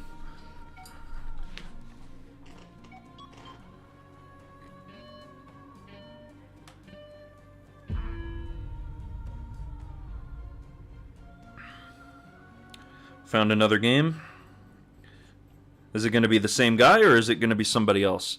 Also, I like the fact that they added crossplay to Deathloop. Like, that's really cool that they have that there. So that way, you know, I'm sure there's probably not a whole lot of people playing on PC these days, but I at least get to match with people on Xbox and PlayStation, you know. That's good. Let's see here.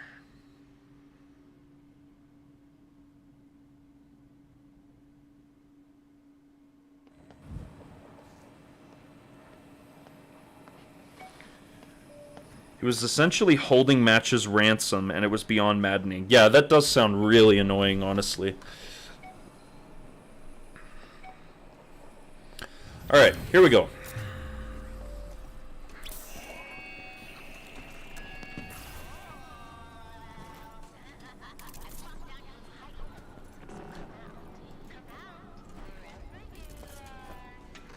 Alright, and then we're going to do this.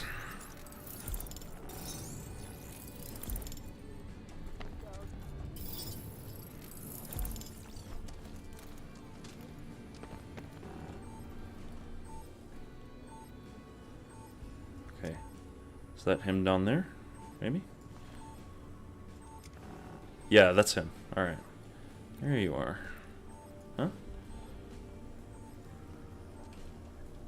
Okay, here. I am actually going to get to a different vantage point and see if I can spot this guy.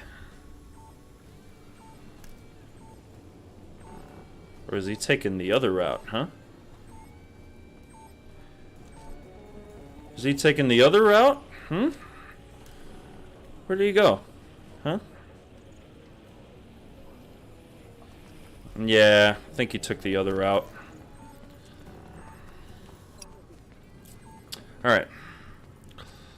Let's head on over there.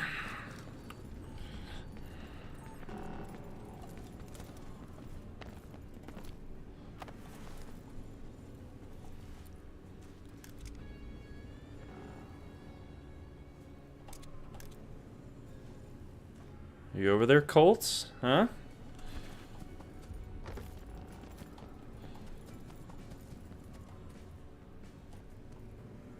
You over here, buddy?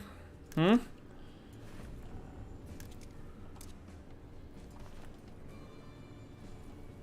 Where the hell is this guy? Is he just camping back at the entrance?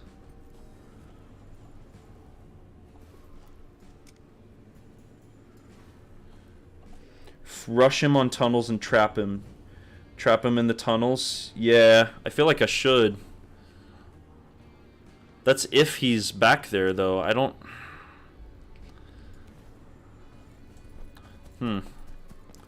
Okay. We're gonna end that.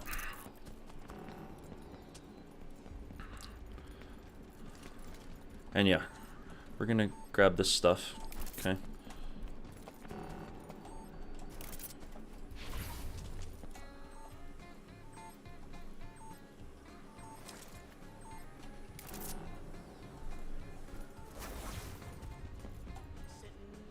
Oh, wow. Really, dude? Okay. He's just camping down there. Okay. You little... Okay, really, bro?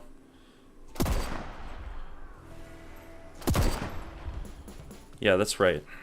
You little jackass. You run. You run.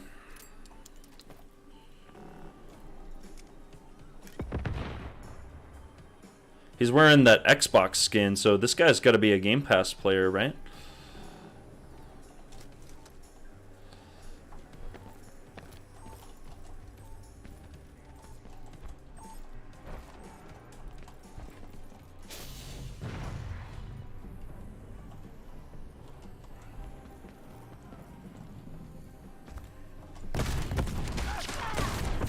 What? No way. What gun was he using? Robobvious Jr. Oh, come on. That is so dumb. I should have strafed a little bit more, though. That is kind of my fault. Oh, well. The best strat I've found is rushing towards tunnels right at the beginning of the match, because most matches will start you as soon as Colt starts. Yeah, I really should do that. Wow. He got me. Alright, well, I mean, that was fair play. It'll give you a 1v1. Yeah. My loadout is usually the dual pistol, SMH hybrid, or SMG hybrid. The dual pistol SMG hybrid, explosive rapier, and depending on how I'm feeling, I'll use the laser gun or the heritage gun. I haven't tried the laser gun, the laser beam weapon in PvP. Is it any good? Is the, what is it, the Halps prototype? Is that any good in PvP? I'd love to know. I might need to switch out my shotgun too, because this just is not working. Oh, too late for that now, I guess. Alright.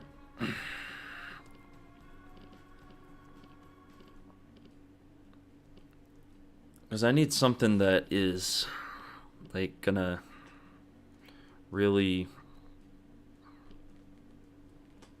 The laser gun is so much freaking fun. It is so creative. Huh. I'll have to give that a try then, maybe. Man, I'm so annoyed that I lost that game. I should have won. I should have known. I saw the guy in that little corner there, but I should have known he would have been camping there like a... whatever. Connection to the host player lost. Matchmaking failed. Oh, okay. Well, that's fine. I will get this. We're just going to switch that out because I like doing ether so they're not able to see me right away. I do like that a little bit.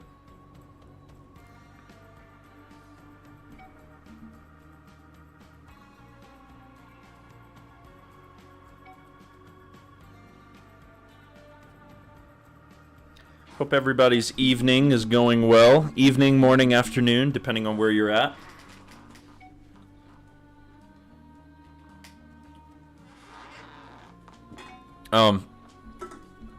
I forgot to mention this earlier, but I do also want to mention that I do have super chats enabled, so I'm never gonna like solicit it or really beg anybody or ask anybody to like tip me or donate money, but if you guys enjoy my content enough that you feel like supporting me financially is the way to go, any sort of super chats that you put into the live streams are definitely appreciated, or even leaving like I think there's like some super comments or whatever they're called that you can leave on my videos.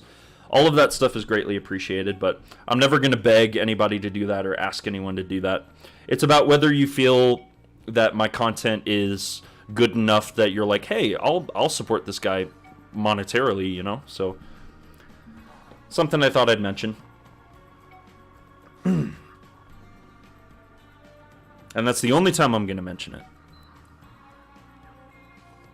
I hope Layla in Redfall is very versatile and strong like previous superpowered protagonists of Arcane. I think she will be. I think all of them are going to be really good in their own ways. They're all going to be viable for solo play as far as I can tell. So, but yeah, Layla's the one with the really cool... I think Layla has the coolest abilities, to be completely honest with you. The other person that I think maybe has the coolest abilities would be Devinder. I think Layla and Devinder are the ones with the abilities that are also they're the coolest, but they also have the most utility. Like, there's so many different things that you could use them for. So, okay, what is this? Is this noon? Oh, okay, this is the exact same map. Okay. This is the exact same map that we are playing. So, we'll see how this one goes. I haven't played PvP in so long. My aim is potato aim, and it's just not good at all. So, alright, we're going to use your strategy here, Hart. We're going to rush. Okay, if the game will work properly. Okay, this is a problem. This is a problem.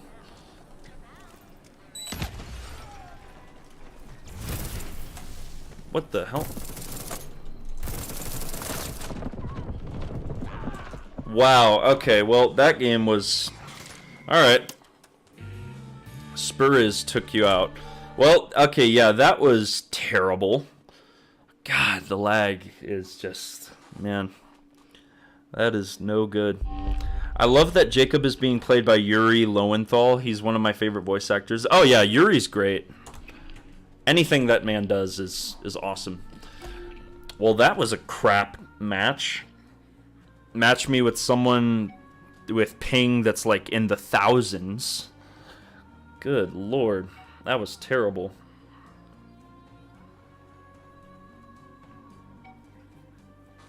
It's alright. We'll get him on the next one. Let's see what else I can... Is there anything else I can put on here in the meantime? Do I have the, Okay, yeah, slows enemies down on hit. That's the one. So here, we're actually going to do that. We're going to equip this. And we're going to put some different trinkets on this guy.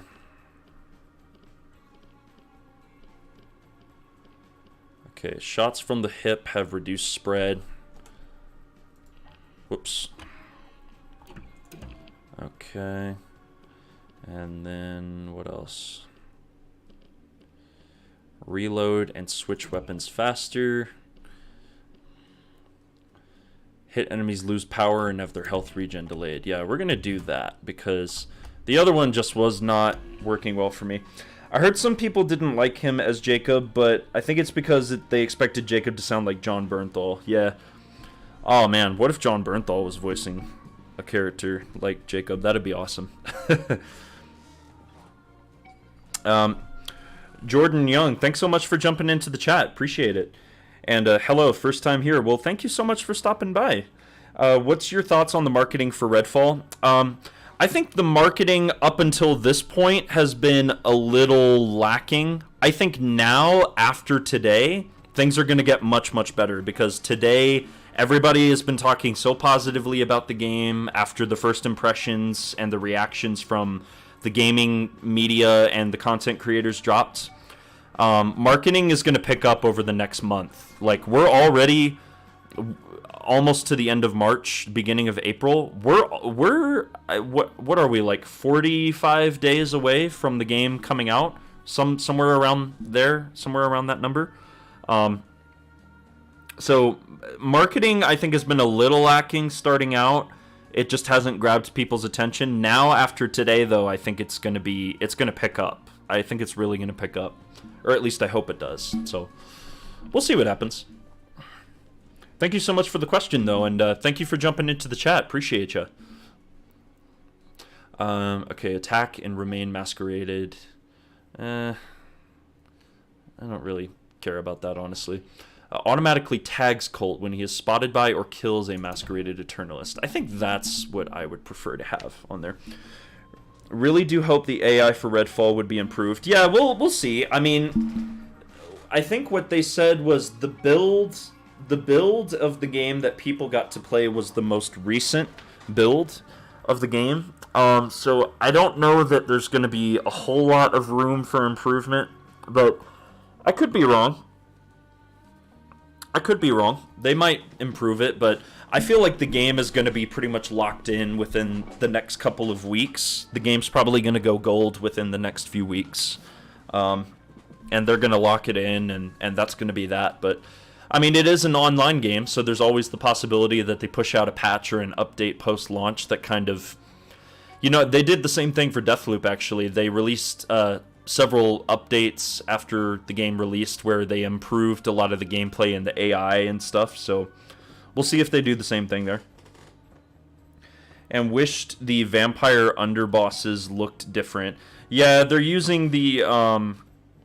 They're using, like, a lot of the default vampire character models for some of the underbosses, but the vampire gods are going to be the really interesting boss fights. And then some of the mini-bosses, some of the special vampire types, like the Shroud, the Angler, the Bloodbag, like, all of those guys are going to be really interesting to fight. Like, there's... One of the criticisms of Deathloop was, like, there's no enemy variety. There's one enemy type. You have your human Eternalists, and then you have the Visionaries who are like mini-bosses. Redfall is going to pretty much fix that. There's so much enemy variety in Redfall. Like, it's going to be way better in that regard. There's going to be a lot more uniqueness to, like, the firefights and whatnot, so...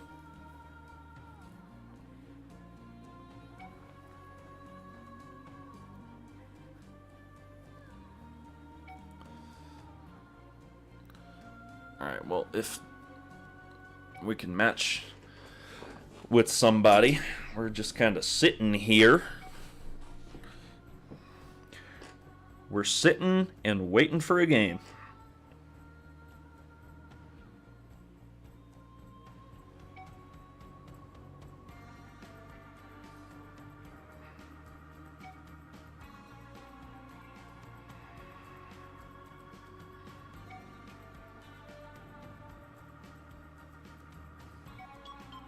Oh, okay, there we go. Now we got one.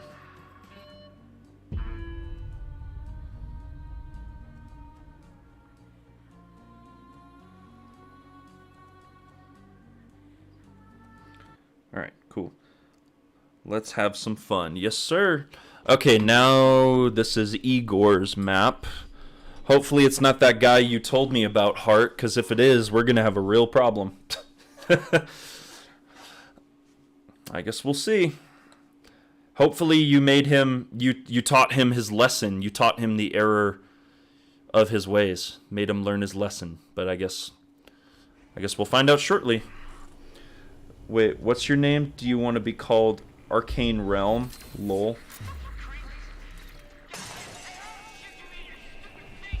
Oh, I'm confused now. Okay, here we go.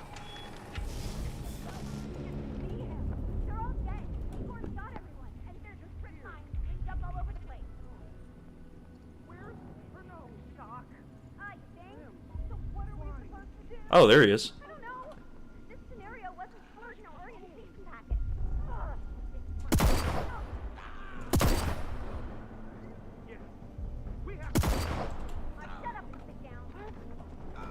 There we go. That works. Alright, cool. Is this the same guy that we fought before? Okay, great. Now we're getting the lag. That's fun. All right. Here we go. Can we fix that, please? Thank you. Jesus. All right.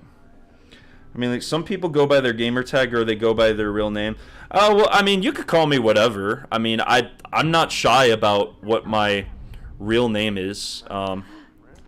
It's Josh is my real name, but so I'm not shy about that at all.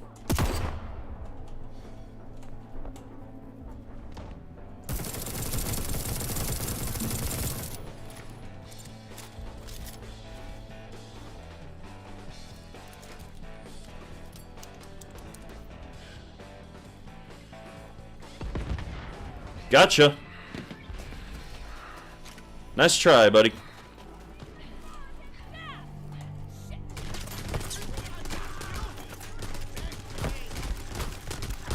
And there we go. Finally, I win a game.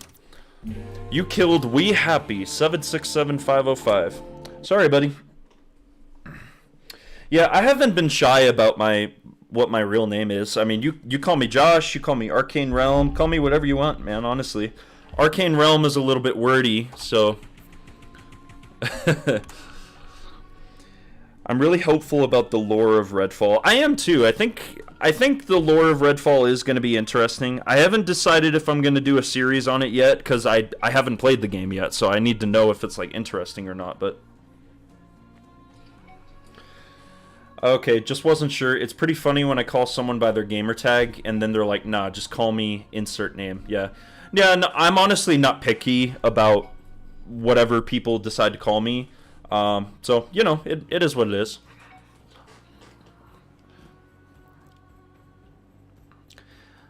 That's the only thing that I kind of put out there, at least for the time being. I like having my anonymity. I like being anonymous on the internet, you know, just for the sake of my own privacy and then for my wife and my son, like my family's privacy. My name is the only thing that I let out there, so.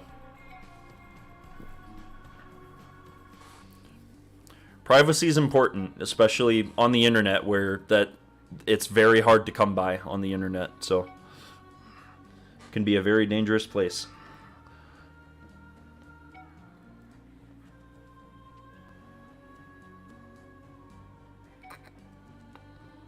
But yeah, that game went pretty well, I would think. Shot enemies take damage over time. Is Prey worth getting? Tried a bit of Dishonored and played Deathloop. Prey is absolutely worth getting. And if you can, I would recommend getting the digital deluxe edition because that one comes with, I think it comes with the Mooncrash DLC. The Mooncrash DLC. Not for sure. You mentioned you got a family as well. It's especially important to have a high level of privacy. Absolutely, yeah. Like, I have a wife and a baby boy, and like that's all the information that I would feel comfortable sharing at this point. I'm not going to share anything else, and yeah, privacy is important on the internet, you know, and especially for me, like the bigger that my channel grows, the more subscribers I get, the more people that watch my videos, it's going to become more and more important for me to maintain that privacy, you know. I'm not the kind of guy who likes to go out on social media and air out his dirty laundry, basically, you know. Like, I think that's dumb to go out and share all of the details about your personal life. It's like I don't want to hear about anybody's personal life, you know. So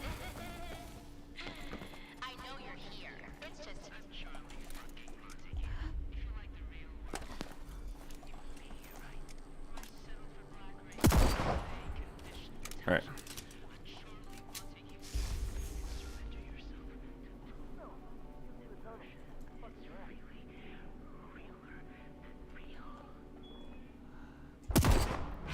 Gotcha. That's one life down.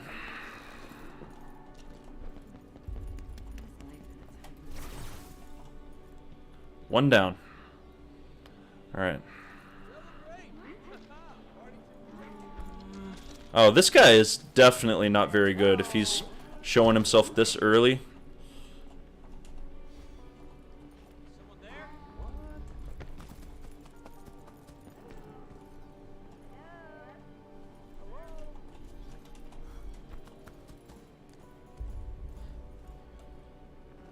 This guy is showing himself super, super early.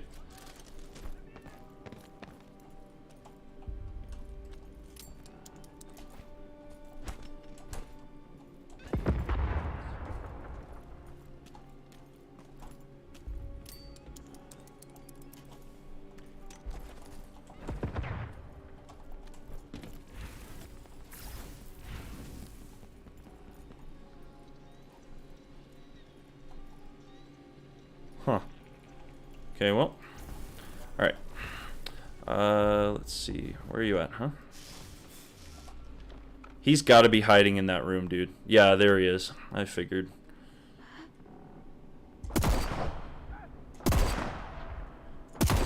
Shit. Okay, well.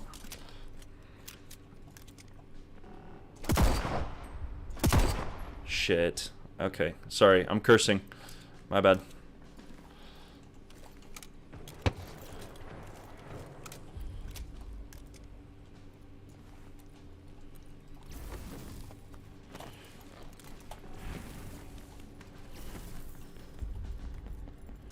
Here we go. Here we go. Alright. Oh, is that where you are, huh?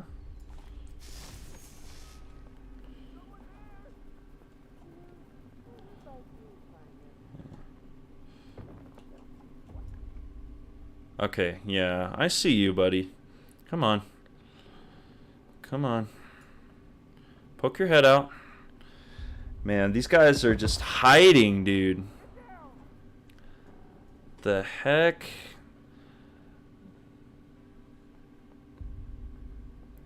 Oh, man, okay. He's really gonna make me go down and get him, huh? Or no, he's gonna wait. Okay, he's probably gonna wait. Let's see.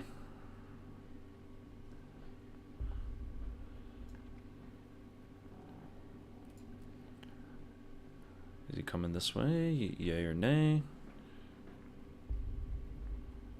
Maybe? Okay. I'm not gonna wait around to find out. I'm gonna go take a different route. Sorry, Hart, I'll catch up with your messages here in a bit, man.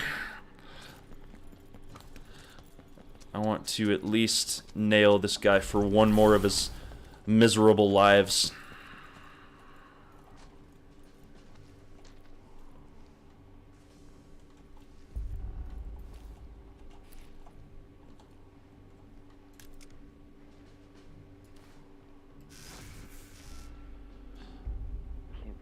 Sleep without seeing that face. I want to make sure I don't miss this guy, because I know he's still down there.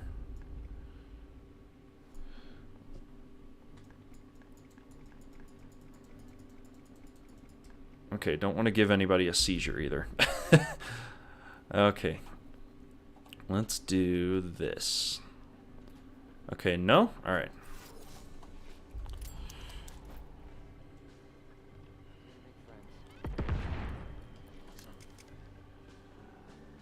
Yeah. Okay. Alright. This guy's no fun.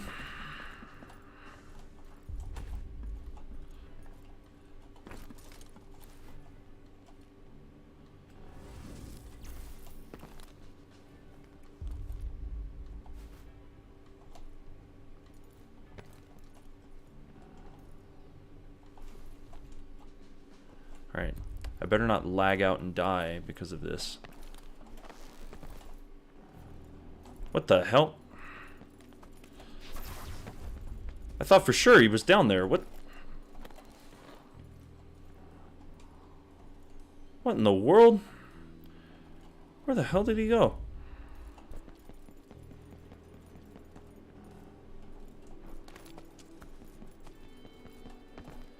Oh, wait. Is he in here?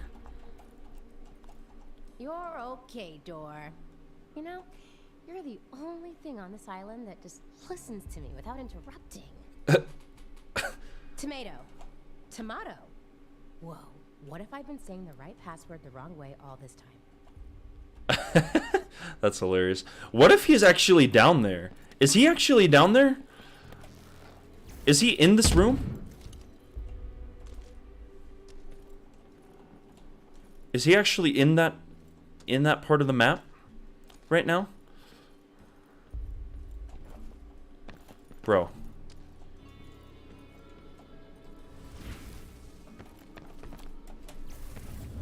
No, he is not. Okay. That answers that question. Oh, you little... Where are you? Huh? Ah. Oh, no, you don't.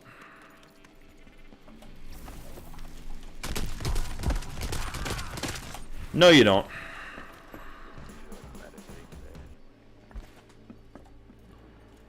Where the heck?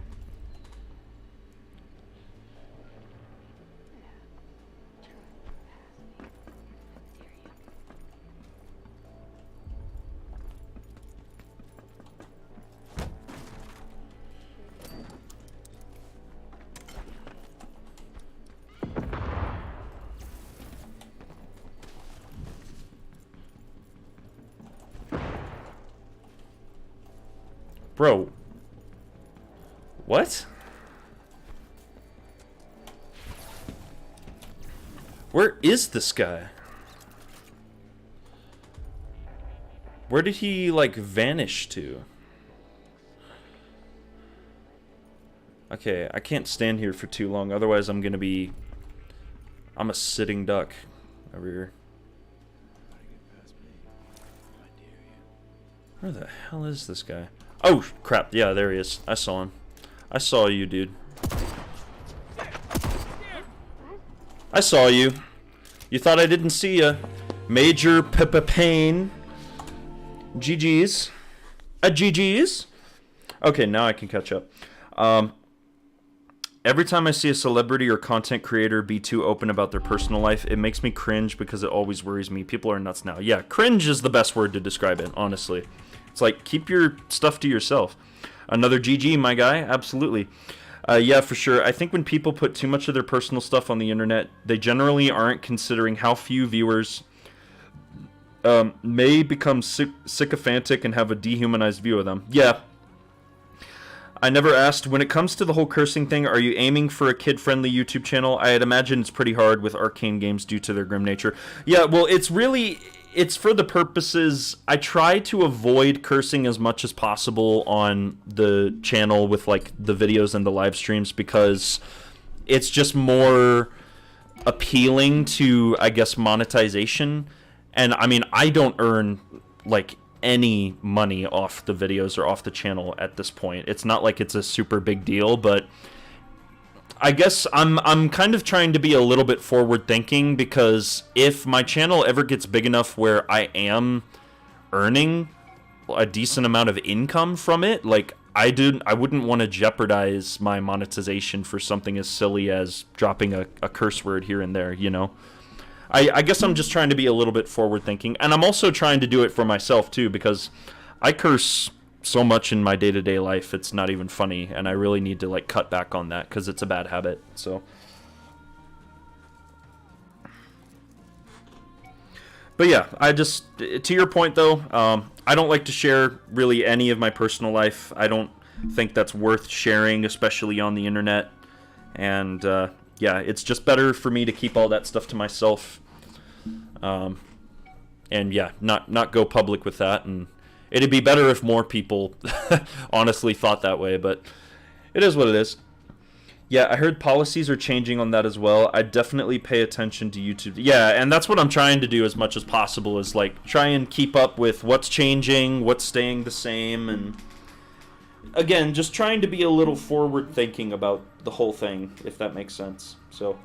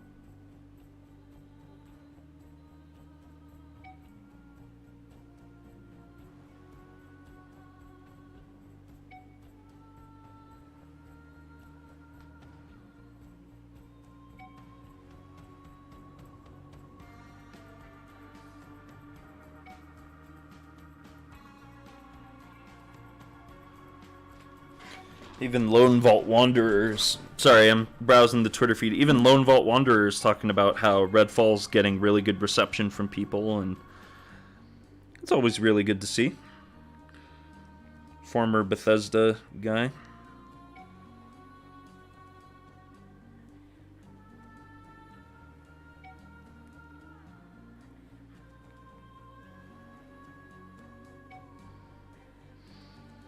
Not even just for cursing, but to ensure your channel doesn't get randomly banned. So many bans during 2022, it was crazy. 2022 was pretty wild, yeah. You don't like sharing personal info, yet you have. You've said your full name. First name The, middle name Arcane, last name Realm. Yeah, exactly. That's as far as it goes. People get banned just off of not having read YouTube's policies and rules, and they're constantly banning with no recourse of action. They lack communication, and it would suck if you got hit for something random you didn't know about. Yeah, exactly. So I just try to be careful, you know. YouTube does have a lot of, you know, policies and rules that they've put in place, and they're there for a reason. So, you know, if I'm on the platform, I'm going to abide by their rules. Simple as that. So...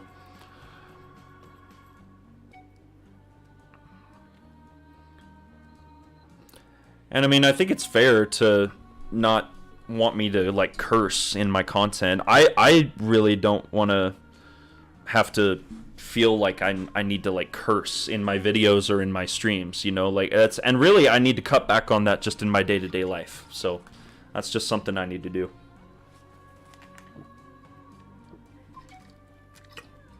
I'm starting to run dry on water here. Gonna need to get a fill up.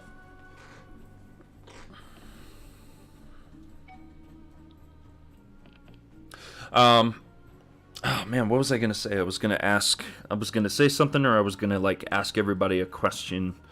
I guess my other question would be, like, or not my other question. My question that I was gonna ask would be, like, what are some other games that everybody's kind of looking forward to this year? Obviously, for me, Redfall's the big one.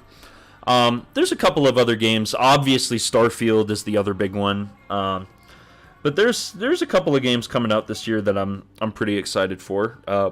I'm just trying to remind myself of what all is coming out this year. And this summer is actually, you know, summer historically has been a real dry season for games, but this summer is going to be huge. Like, you got Redfall in May, Legend of Zelda in May, Diablo 4 is coming out in, what, June? Like, this summer's going to be huge for games. And I'm hearing nothing but good things about Diablo 4 from people who played the beta, and I've never been a big Diablo guy, but I'm definitely down to check out number 4. It's so interesting to see how for years the whole shtick of a ton of YouTubers was being loud guys who cursed and screamed. Yeah, I feel like I know who you're talking about there, but I could be wrong.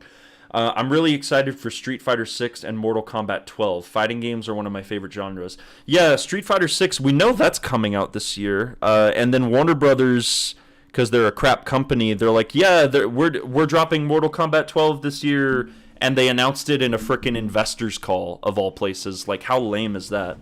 But Mortal Kombat 12, I'm sure that'll be good. Final Fantasy 16, Mortal Kombat 12, Street Fighter 6, Tekken 8. I think it's about what I can remember. Wow, a lot of fighting games coming out this year then. Is Final Fantasy 16 coming out this year? Is that confirmed to be coming out in 2023? I'm not a Final Fantasy guy by any means, but okay. Here we go. Okay. And the lag begins. Alright.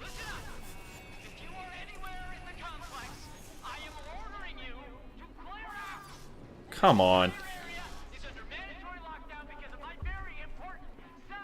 Oh my gosh, dude.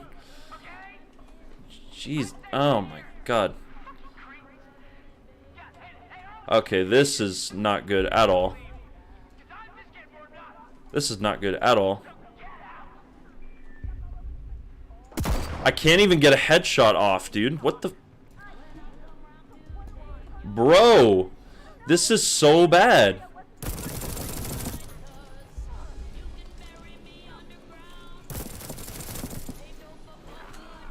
Well, I got a kill on him at least, but jeez. Like, I can't do squat with this lag, man. God.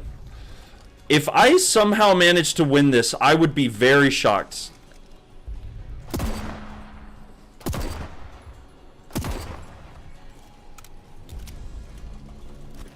Okay, yeah, we're gonna get disconnected here soon. It's gonna happen eventually. Okay, this... Alright, really? Okay, yeah, there we go. I'm like, dude, there's no way. That is so choppy. Jeez, man. Okay, thank God, honestly. I'm glad I got disconnected from that because holy crap, that was terrible. Okay, yep, June. Okay. System Shock. Oh yeah, the System Shock remake's coming out in, what, in May? I played the demo for that about a week or two ago. I thought it was okay. I need to wait until the full game comes out because the demo was just kind of a very short vertical slice, and I wasn't super impressed with it. But it is it's one of the OG immersive sims, so I almost feel like I'm obligated to play that when that comes out. Stalker 2, dude, I can't wait. Stalker 2, God bless those guys at GSC Game World, honestly, those men and women over there. Like, to know that they're developing that game with all the crap they're having to put up with in that part of the world, like, that's... God bless them, honestly. And yeah, Stalker 2, I loved the Metro games. I've never played the Stalker games. I've always heard great things. I cannot wait to play Stalker 2. That looks awesome. Oh, this is my other issue and concern with Redfall and online-only games. Rollback netcode is almost necessary for all games. Well, I'll say for fighting games.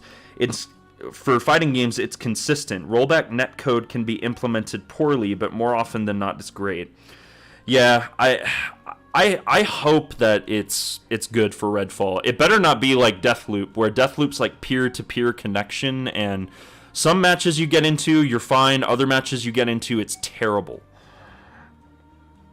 I could be wrong, but I think Payday 3 might be coming out. Yeah, Payday 3 is a big one. I don't think Arcane has spoken too deeply on what servers they are using, but I hope the connection is stable. I hope so too, man. Like, I do not want a repeat of... Because I love Deathloop. I love the PvP mode in this game, but man, it is just so damn choppy sometimes. It's so aggravating sometimes when I'm like, I'm like, okay, I'm on a roll. Like, let's win some games, and then it's like, no, you're just gonna frickin' zip all over the place because of the lag. It would be an actual miracle if Vampire the Masquerade Bloodlines 2 came out this year, but it's possible. Ha! All I can do is laugh. Keep dreaming on that one, Mouse. Honestly, man, I hope it does, but that game is not coming out anytime soon. It's gonna be at least another 1 or 2 years before that game comes out. It's been a long time since Payday had a new game. Dude, Payday 2 came out, what, 2013? 2012? That game's 10 years old, and they're just barely getting around to making the Payday 3. But Payday 2 was a moneymaker for them, if I remember correctly. That game was really popular. Still is, from what I recall. I've had quite a few people sticking around in the stream. Really appreciate you guys sticking around and chatting with me tonight, taking some time out of your day or your afternoon or your evening. Spend some time with me, talk about Redfall, Deathloop, just gaming in general, man. I just love talking about games with like-minded people. It's a lot of fun to have that discussion. So I don't get to have those discussions every day. So when I get to live stream and I get to chat with you guys in a live setting, it's a lot of fun.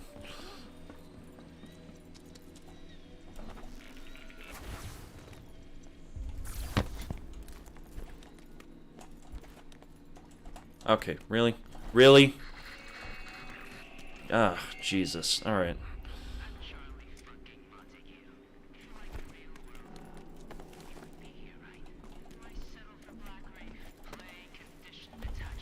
Okay, here we go. Alright. And so it begins. And so it begins. Okay. I hate how my bar is still going down. Like, even though I'm not even moving, I'm like going backwards. My power bar is still being depleted even though I'm moving backwards. Like, that is so dumb. Okay, well now I know where he's at, so. Oh shit. Okay. Really? Okay. Alright. That is... Okay. Jesus Christ. That is annoying as hell, dude. Oh my god. I'm a huge Yakuza fan, and there's going to be another Yakuza game coming out this year as well. I feel really bad for fans of other Sega franchises. Yakuza gets 1 or 2 games a year, while the others get like 1 every 3. Dude, tell that to people who have been waiting for a sequel to Alien Isolation, man. Have you heard of Meet Your Maker, and are you interested in playing it? That sounds vaguely familiar. I forget exactly what that one is or what that one's about. I'm so pissed about that loss that I just had. The frickin' lag is ridiculous right now. That should not have happened. Like, I'm so pissed at that. That's annoying. I fell off a ledge and died, and that guy's gonna get all of my gear. That's... yeah, whatever. Let it go. It's all good. It is what it is.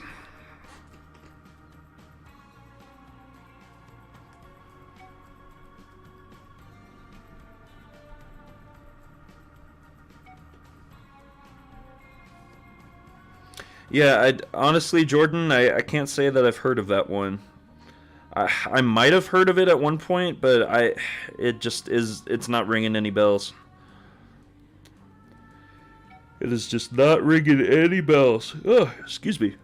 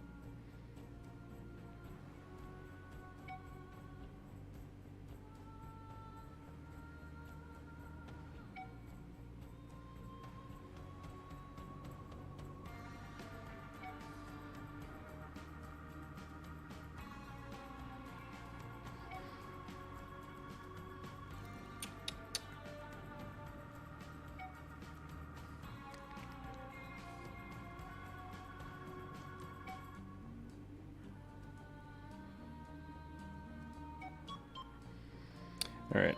Sorry, still browsing through the... Okay. There's a chance the next game made by the person who made Cruelty Squad comes out into early access this year. There's a lot of indies coming out, but there might be too many to list. I need to do a better job of playing more indie games. I don't play nearly enough indie games. I don't even remember the last indie game I played, to tell you the truth. I've played almost exclusively AAA games for most of my life, and I really need to do better about indies, because indies are the games, and the indie developers and the indie scene is where the innovation in the industry is really happening, and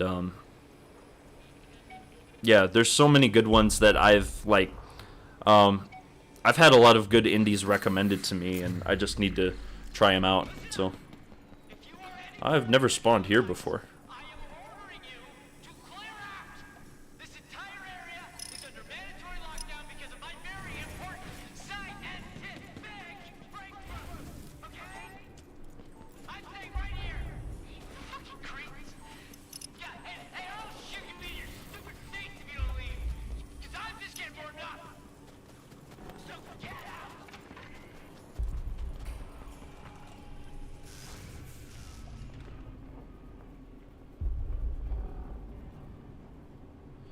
Oh, hello.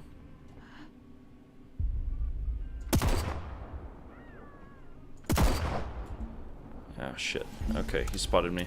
Alright. It's okay.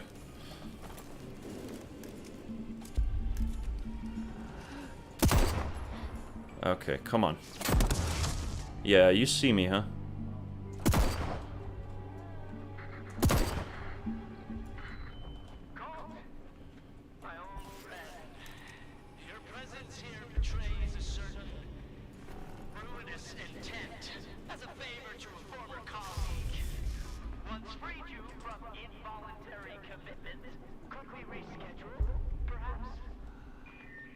Alright, come on. I know you're there, dude. I know you're behind that truck. Come on.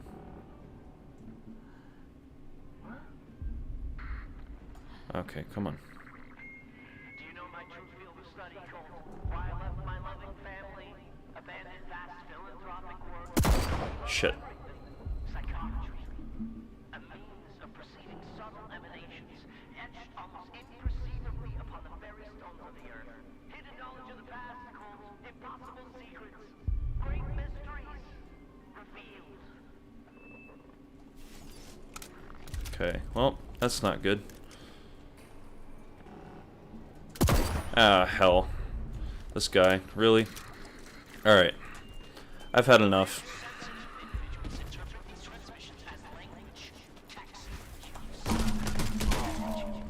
Yeah, I've had enough of your crap, dude. You're gonna die.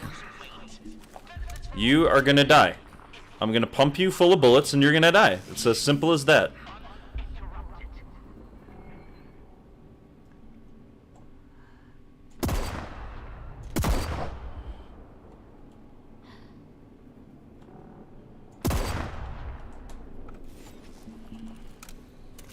Come on. Come on.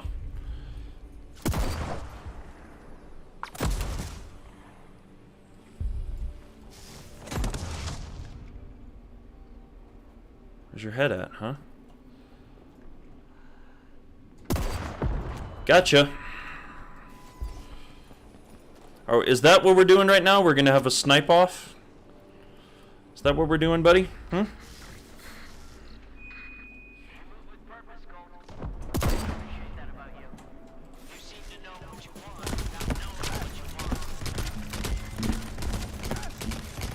Yeah, that's right.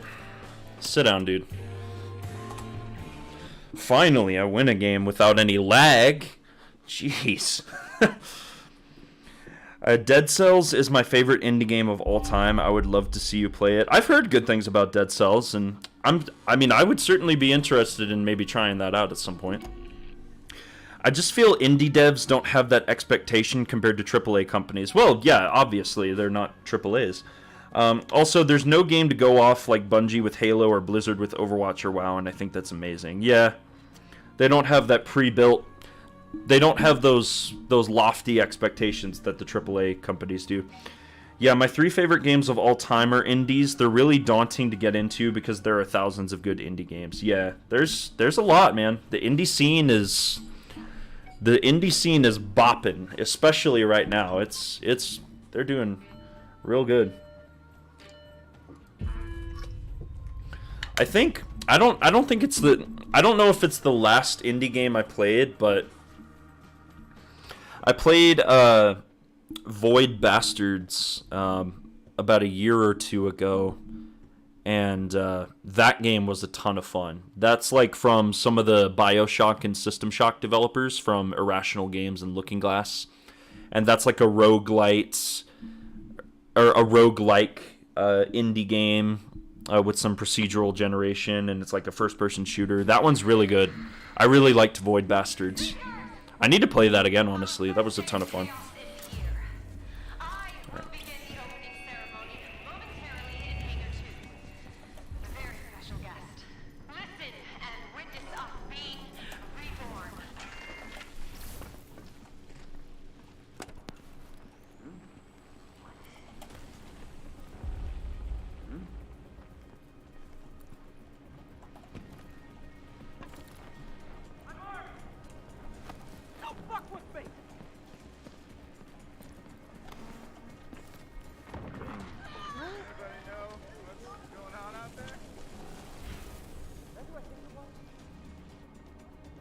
Where is he at?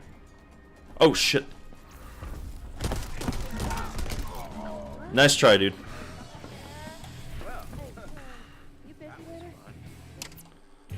Oh, wow. He quits? Dude, come on. Frickin' lame. Yeah, no, that wasn't a lost connection. He's just salty that I whooped his ass just now. I embarrassed him. Alright, that's fine. It's It's okay. I want another game. That counts as a win for me. I love Void Bastards. Fantastic game. Yeah, dude. Void Bastards was so much fun. I really do need to play through that game again. That was... Like, I had never played a whole lot of roguelikes and with, like, the procedural generation before that. So that game was really fun. The way that the procedural generation works, the way that you have randomly generated prisoners that you play as, and plus I thought the shooting was actually pretty good, you know, for an indie game. I thought it was pretty decent for what the game was.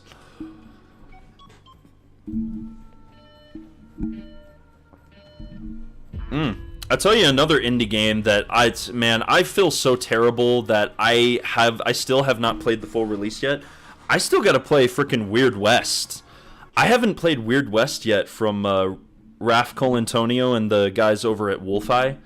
Like, some of the former Arcane people working over there. Like, I feel so embarrassed that I haven't even touched Weird West yet.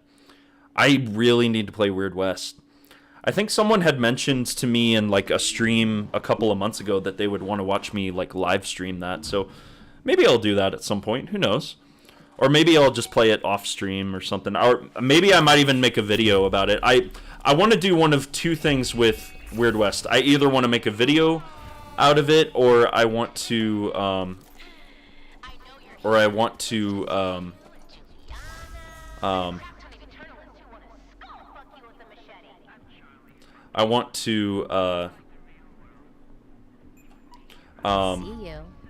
like, either make a video on it or live stream it. So one of those two.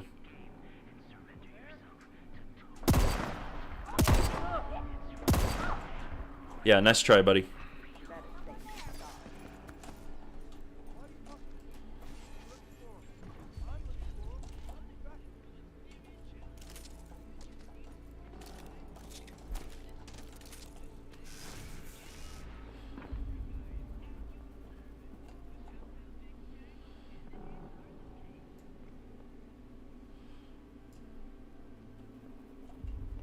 Okay, well, I know where he's at, so...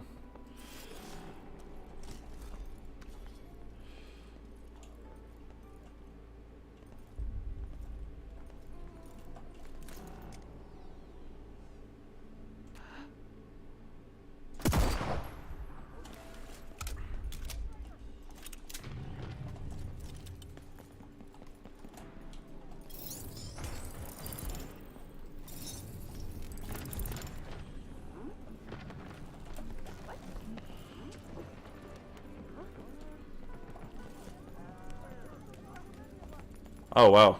He already lost his second life, huh? Oh, poor guy.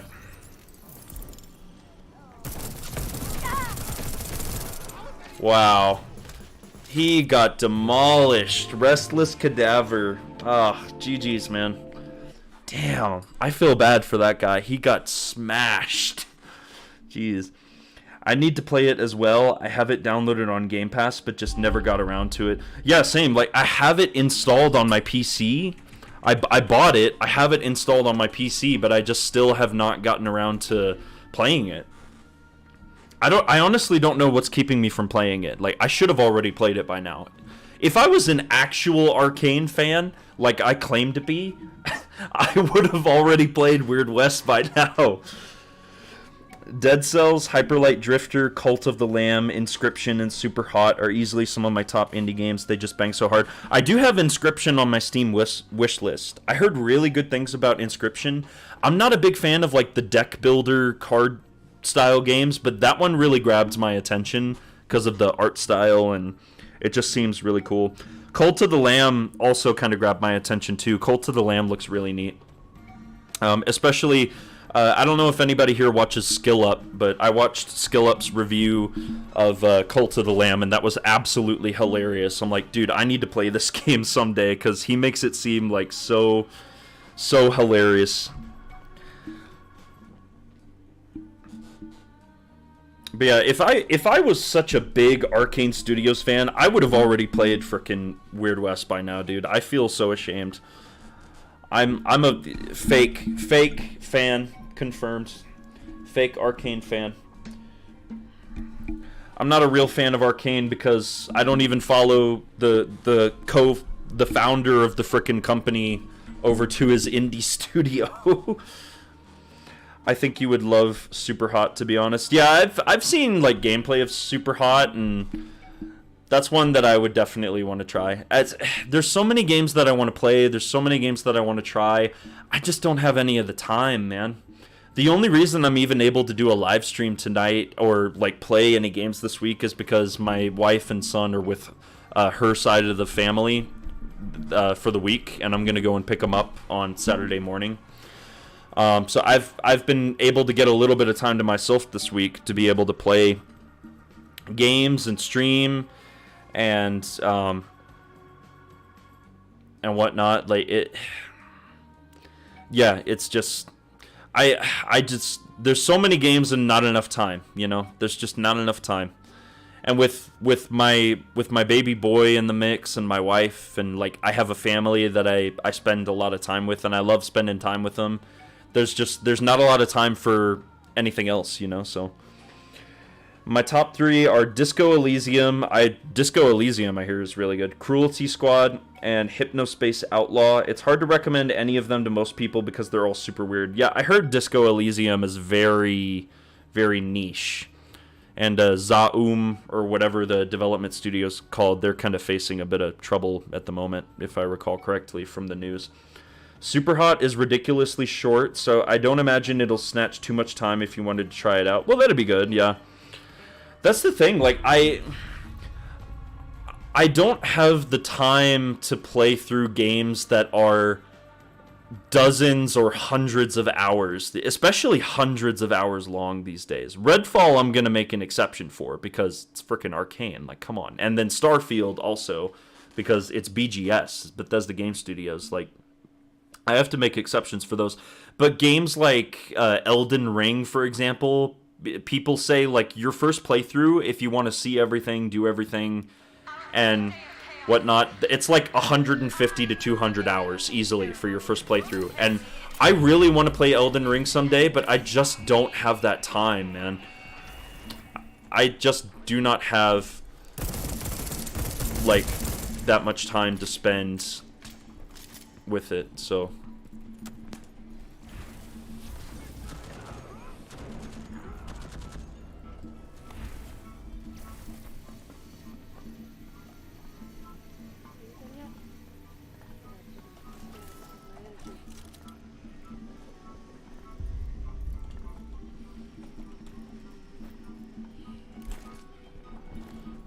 Alright.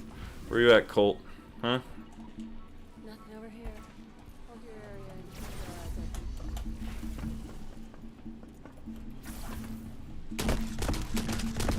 open. Nice try, buddy.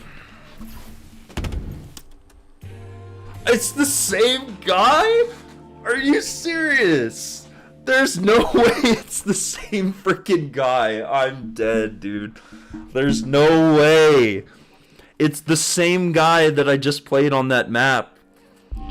Oh, I feel bad for him, honestly. He quit out and, like, dude, just switch it over to single player mode, honestly. If you're just gonna quit out anytime, rage quit. Exactly. Like, just switch it to the single player, man, if you don't want to be invaded by the human players. That's ridiculous. Game over. Oh man, that is kind of funny though, not gonna lie. Alright.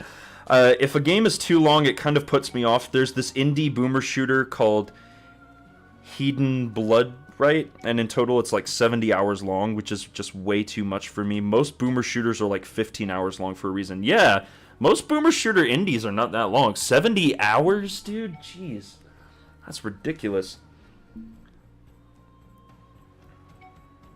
You know, that's another reason why, like, there's a lot of games that I have started playing over the past year or so, and I just dropped them after a while. Like, I started playing Dying Light 2 when it first came out, and I was really enjoying it, but eventually, I just kind of fell off of it. Like, I put maybe about 50 to 55 hours into Dying Light 2. I never even got halfway through the story. I just barely made it to the city with, like, all the skyscrapers in the second half, and I just stopped playing it. I do want to get back to it eventually because I did enjoy what I played of it, but I might just have to start the game from scratch. It's been so long. I don't remember any of the story. I don't remember any of the characters. But yeah, like that's one that I started playing and I just dropped it because it was just too much of a time investment, I guess. Dude, don't tell me it's the same guy. Don't tell me it's the same guy, man. There's no way it's the same guy. Okay, let me see if I can find this guy and be friendly with him. Yeah, he's going that way. Okay.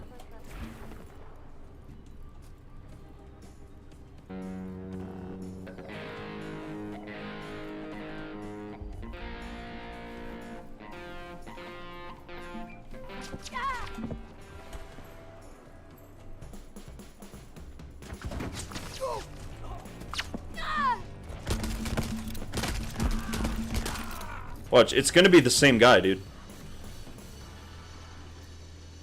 It's gonna be the same guy. Nope. Nope. Okay, really, bro? Don't do it. Don't do it. I'm not trying to fight you, man.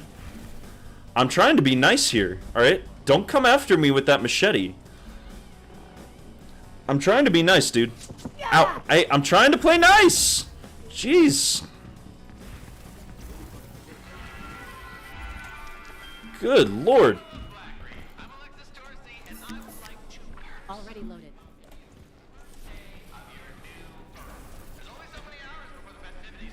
I'm trying to play nice here, man. I'm trying to be a nice guy.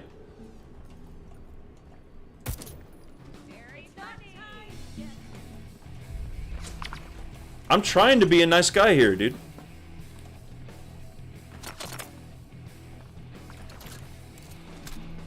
This poor guy, honestly. Is it?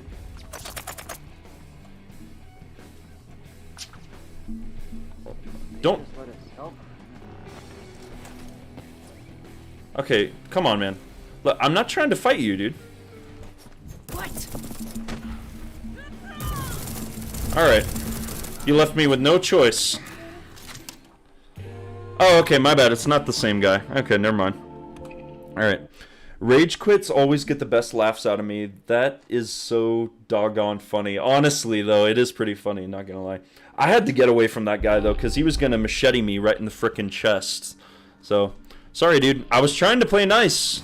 I was trying to play nice. I was trying to give you a chance to be friendly, but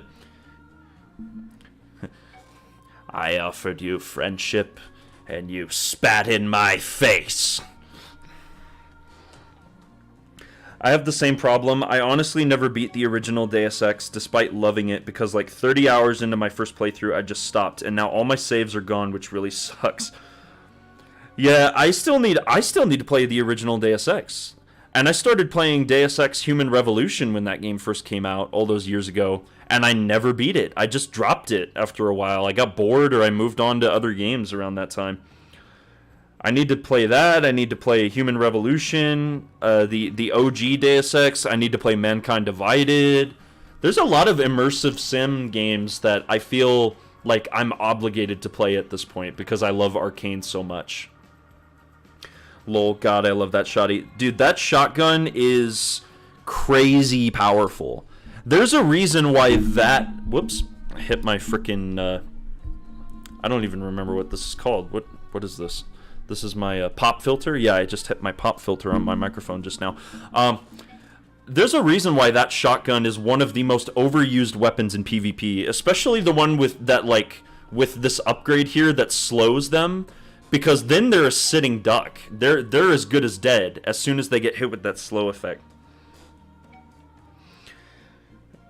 Deus Ex doesn't protect you from doing an unworkable build, which is what happened to me. Yeah, I heard that too. Like, if you spec out your character the wrong way, you're screwed. Like, System Shock has the exact same issue, from what I recall. I'm gonna pressure you into checking out Cyberpunk if the DLC Phantom Liberty comes out and is actually good. Cyberpunk is another one of those games that, like, I would like to try it at some point, but it's just too much of a time investment. Like, I would have to... The way that I play games if I play Cyberpunk, I would dump over 150 hours into it. Easily. Easily, I would put that much time into it. But I don't have that much time to play, you know? I don't have that much time. So, I mean, Phantom Liberty looks and sounds really cool. I mean, hell, they're bringing in Idris Elba, of all people. That guy's awesome. I love that guy as an actor. Like, he's anything I've ever seen him in, video games, TV shows, movies, he's great. He's fantastic. Just like Keanu. You know, they got Keanu in the base game of Cyberpunk, and he's great too, you know? Just look at The Matrix, John Wick, Constantine, frickin' couple of other movies probably I'm forgetting about right now.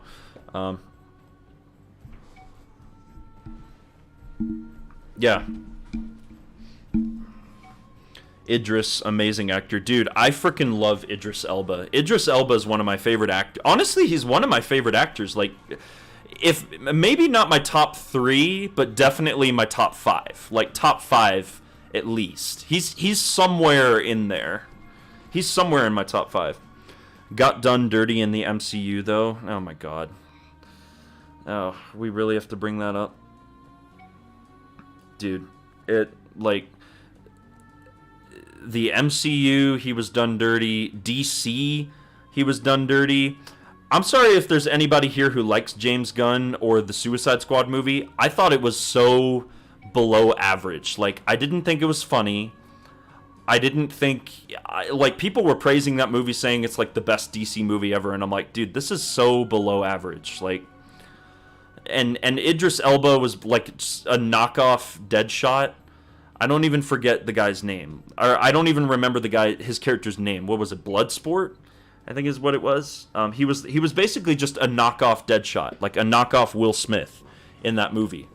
Like, and I love him as an actor, man, but just that movie was just not good. I'm sorry, it wasn't. I'm sorry if there's anybody here who thought it was good, but it was not good. I'm sorry. That's my opinion, but Denzel Washington is the GOAT. Denzel, you could make the argument that Denzel is like the greatest actor of all time. I would put him in that list, like along some of the greats, like Marlon Brando, freaking. Gosh, I'm struggling to think of other people who are like in that list. Honestly, I'm on neither side with DC. Don't really like Snyder or Gunn. Really just read the comics. I can't even read the comics anymore, dude. I've lost all of my enthusiasm. All of the enthusiasm that I had for DC is gone, man. It's all gone. But Peacemaker, the TV series, was good.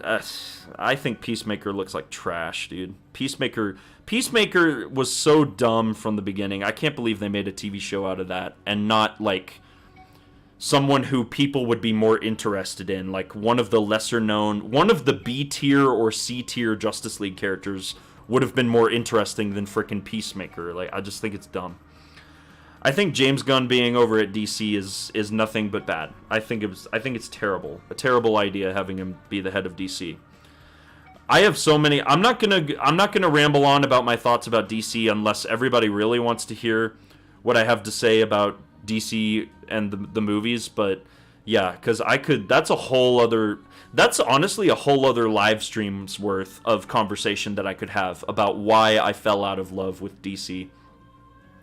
Yeah, it was Bloodsport. I think Michael B. Jordan has reached that legendary status. Michael B. Jordan's really good, man.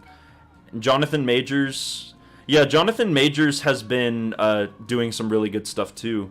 I haven't seen Ant-Man yet. I still want to watch it at some point. Ant-Man might be the very first Marvel movie in the past several years that I actually miss out on watching in theaters. I might just end up just waiting until it drops on Disney+. Ant-Man Quantumania. Sucks what they did to him with Kang, but I love him in Creed. I heard he was good as Kang. Huh. So, and yeah, I heard he's good in Creed too. Creed 3, he was good in that. Maybe up there with the best. Denzel, Idris, Whitaker. Oh, yeah, Forrest Whitaker. I hope that's who you're talking about. Forrest Whitaker, man. Love Forrest Whitaker. All of those guys are GOATs. All of those guys are GOATed actors. They're so good. I've never seen them do badly in in anything. And as much as I think like the Suicide Squad is such a meh movie, Idris Elba did the best he could in that movie. And he also did the best he could as Heimdall in the Thor movies. But, you know, there's only so much you can do when the script is, like, so terrible for some of those movies, you know? So, no, let's see. I never cared for Ant-Man, never liked him in the comics, and I don't like him in any other media. Trust me, you're not missing out. Yeah, that's what I keep being told, so... No, Kang was amazing in Ant-Man. The scripts for how Kang is defeated, though, is pretty mediocre. That's what I keep hearing, is that the story and the script for Quantumania was very lacking. And honestly, like, man, Marvel's been, like, I fell out of love with DC years ago. Like, I've stopped watching all their movies, all their TV shows, stopped reading the comics. And Marvel has been slouching, too, recently, man. Like, Marvel's been really hit or miss ever since they finished the Infinity Saga with Endgame. Marvel's been really hit or miss in terms of quality. There's only 3 movies that they've released in the past few years that I would say I genuinely enjoyed, like, were really good, and that would be Spider-Man, No Way Home, Black Panther, Wakanda Forever, and then Shang-Chi. I thought Shang-Chi, like, shocked. I was shocked at how good Shang-Chi was. Like, I was really blown away by how good that one was. I'm Charlie fucking Montague. Like the real world. You're right. Myself and Black Reef play conditioned detachments. A Charlie Montague game. And surrender yourself to total immersion. Did he disappear? Really appreciate everybody who's chatting with me and you know, just interacting with me in the chat here. Really appreciate it.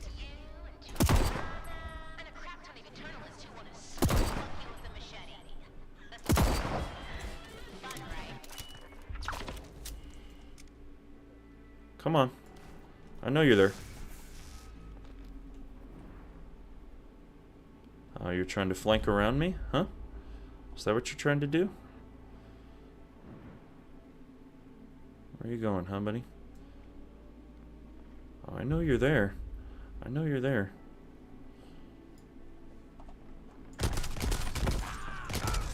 Yeah, nice try. Nice try, dude.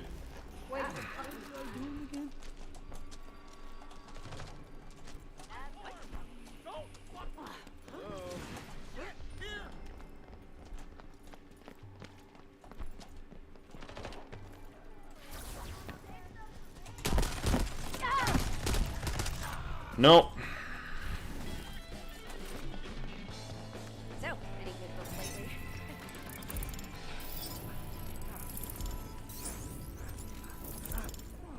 Try to find me now, huh? Hanging around. Try to find me now, buddy.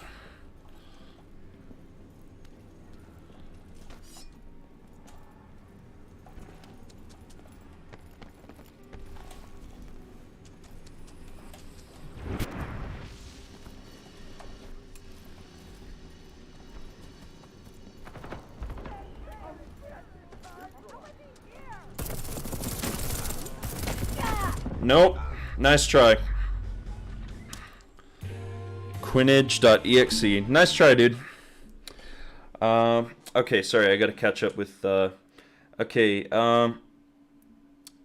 Forrest and that lazy eye BB. Dude, you, really? You had to go there, man. God. let's not crap talk Forrest and his lazy eye, man. We don't talk about that. That's the unspoken thing about Forrest Whitaker. I love the MCU bejeez. Were they not effing trying at all with Ant-Man Quantumania? Yeah, I meant the story for Kang, not Jonathan as Kang. Kang was amazing, but then he gets bodied by Ant-Man. Ant-Man's daughter has to be the most annoying character. Yeah, all of these are criticisms that I've heard about it, so... I really liked Werewolf by Night. Yeah, I still haven't seen Werewolf by Night. I heard that one's really good. There's a couple of Marvel things that I haven't watched. So, Black Panther, Wakanda Forever, Shang-Chi, Moon Knight, Loki, Falcon and Winter Soldier, What If, Spider-Man No Way Home. I 100% believe people are in bad faith when saying Phase 4 was just the worst thing ever created. Well, it wasn't the worst, but it was like... the quality of the projects was very hit or miss. Like, for every hit, like Spider-Man No Way Home, you had a miss, like Falcon and Winter Soldier, or Doctor Strange in the Multiverse of Madness. At least I felt like those two, they were good, don't get me wrong, but they were just kind of disappointing. They were lacking something, you know? Loki is amazing. Yeah, Loki was great. I'm super excited about season... Loki was, like, probably my favorite of the Disney Plus shows. That was good. A bit iffy about Wakanda Forever. As always, M'Baku is the best. Dude, I loved Wakanda Forever. I saw the movie twice in theaters, and I cried both times. Like, I was actually shedding real tears watching it. Falcon and Winter Soldier was amazing. It was alright. Same with What If. What If was pretty good. Spider-Man No Way Home was a miss for me. Bruh, what? Toby all the way, don't at me. Okay, well, yeah, like, the Sam Raimi, Tobey Maguire Spider-Man films, classics. Like, those are in a league of their own, dude. You know? You can even kind of look back on Spider-Man 3 a little bit more fondly these days. Rather than go in with preconceived notions and projections, I don't binge on nostalgia. I grew up with Tobey and love Tobey, but he's not my favorite. Yeah, I feel the same way. Like, Tom Holland is definitely my favorite Spider-Man. I love Tobey. I grew up on the Tobey Spider-Man films, but yeah, Tom Holland is my favorite because he's the most age appropriate. Like, Spider-Man is really young in the comics, you know, so... The thing with Werewolf by Night is that they gave a new director full control of a character they didn't care about at all. So it's actually really creative and interesting. Yeah, the guy who directed it, Michael Giacchino, he's usually a composer. He does music. He actually did the music for The Batman with Robert Pattinson, and that was like a really good soundtrack. So, yeah, it's interesting. Oh god. Okay. All right.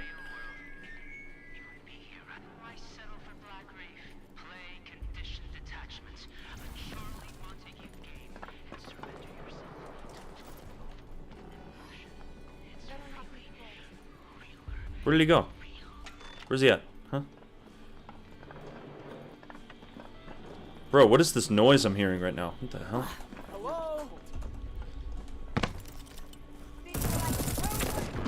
Whoa! Okay. He had the dual pistols. Damn. Alright. Jeez Louise, man. Gosh. To be legit, my favorite Spider-Man iterations are Miles Morales, Into the Spider-Verse, and Peter Parker from PS4. Spider-Verse was really good, dude. I can't wait for the next Spider-Verse movie. That's going to be really good. Alright, I think I'll do maybe one or two more games and then I'll call it quits there, but those are by far the best iterations of Spider-Man I've seen. Live action wise, 100% Tom Holland. It's a perfect modern adaptation of Peter's mentor dynamic and responsibility motif. Yeah, I would agree with that. And yes, Jordan, totally agree. Can't wait for the Spider-Verse sequel. That's going to be really good. Marvel's got a lot of really cool stuff like coming in the pipeline, but there's other projects that I'm just not nearly as interested in. Like, I still want to see Ant-Man, but I'm not as interested. I'm still gonna want to go and see the Captain Marvel sequel, but I'm not as interested. Like, the stuff that I'm more interested in is like some of the darker Marvel characters, like Daredevil's getting the Disney Plus show, Daredevil Born Again. Dude, I can't... Daredevil's Netflix series was incredible. That's still probably my favorite, like, superhero TV show ever. Like, hands down. That was so good. And so they got that coming. The Blade movie I'm really excited for. The Blade reboot with Mahershala Ali playing Blade. Like, I'm really excited about that. There's a lot of Marvel stuff to be excited for. And then there's DC. And DC, I don't give a damn about anything that's coming from DC. I didn't care about Shazam, Fury of the Gods. I don't care about The Flash. I don't care about Blue Beetle. I don't care about Aquaman 2. I think James Gunn's, like, slate for the new DC universe looks like ass. It looks terrible. I'm not excited or interested at all. He's gonna do some lame. His Superman reboot is a lame duck. It's not gonna do anything. It's already dead on arrival. Warner Brothers as a company is just dead to me. They really are. Everybody talks about Injustice, but funnily enough, I feel like Marvel has better fighting games. Injustice is a really good fighting game. So, I want Carol Danvers to die, not gonna lie. I don't care for Captain Marvel and never have. Despised her in comics and despised her in the movies. Need Monica Rambeau to take over. Yeah, Monica was a really cool character in WandaVision. They aged her up in there. Wait a minute, did you say Marvel has better fighting games? Nah. What fighting games would be my question. Does Marvel have any fighting games? They have Marvel vs. Capcom. But, like, when was the last time they did a Marvel vs. Capcom game? I don't even remember the last time Marvel did a fighting game. I'll watch Swamp Thing and Booster Gold, but that's mostly because I love them in the comics. Marvel vs. Okay, yeah, so you were talking about Marvel vs. Capcom. Here's the thing with James Gunn's slate, okay? You can quote me on this. 99% of that slate, I honestly, no, not even 99%. I don't think that slate is going to happen at all. I agree with a lot of the people on social media who say that slate is just kind of a lure. It's a bargaining chip for whatever company is going to snatch up Warner Brothers next. Warner Brothers Discovery is hemorrhaging billions of dollars by the day. They are losing insane amounts of money on a daily basis. So what's going to happen in a year or two is Discovery is going to cut their losses. They're going to sell Warner Brothers again. Warner Brothers is going to be sold again to another company, probably Universal and Comcast. They're going to buy Warner Brothers. They're going to get the rights to DC, and they're going to do something way more interesting than James Gunn could ever do. That's what's going to happen. You can quote me on that. I think same year, Marvel vs. Capcom does not count. Well, it's a fighting game, so it technically counts, right? Uh-oh, did I hop in on a heated argument? Lord, don't you even get me started on this. Thank you for jumping into the chat and into the stream, by the way, my friend. Yes, you jumped in a heated argument, dude. See, this is why I can't talk about DC or the DC movies, is because I get so heated. I can't talk about it. Unless you guys really want to hear me ramble for the rest of the stream about DC and why I hate the films and the direction that they're going. Like, yeah, it's just, it's honestly, it's a circus. Warner Brothers has been a circus for years now. Nah, just the passion of Josh. Yeah, it is. Like, I ramble and I get heated because I care, dude. Like, I've always been a DC guy instead of a Marvel guy. I grew up on Batman the Animated Series with Kevin Conroy and Mark Hamill, dude. I grew up with the Justice League cartoon and Justice League Unlimited and Superman the Animated Series. Like, I grew up on this stuff. I grew up on the Michael Keaton Batman movies and Christopher Reeve's Superman. I genuinely care about DC. And the stuff that they've been doing recently, where they're just making these movies that it's like, who asked for a Black Adam movie? Who asked for Birds of Prey? Like, what? It's just, it's incredibly aggravating. Every once in a while, DC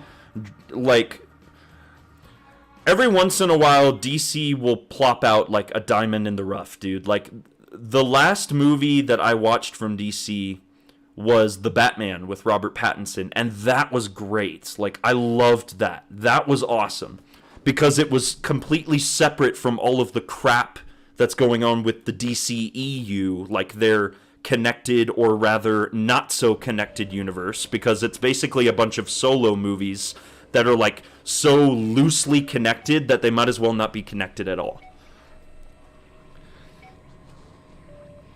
When I say Marvel fighting game, I mean just Marvel. Yeah, there is no just Marvel fighting game, is there? I would love to hear your take on DC. Oh, well, yeah, that's my take. Well, I want to hear from other people before I start rambling on. Does anybody really want to hear my take on DC? Because I could ramble about that for hours, man, and we're not going to get anywhere productive with that.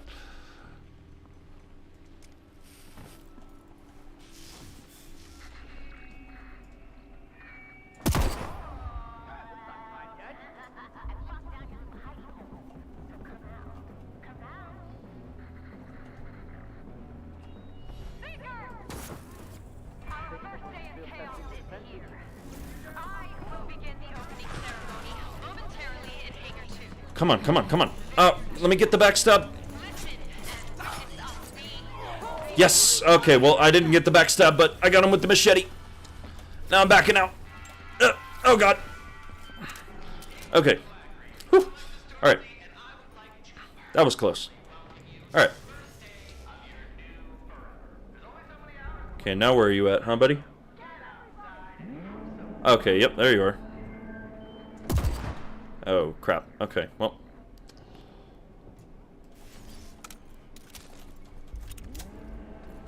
Alright.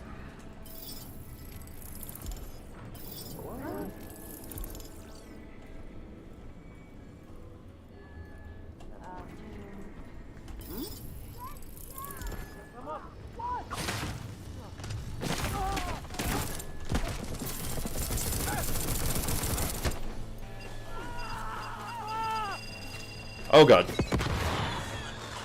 The frickin' bomber enemies, dude. I forgot that they added in, like, that new enemy type there. That's pretty crazy that they have that. Okay, but now I'm lagging, so... you thought I couldn't get in through the window, huh?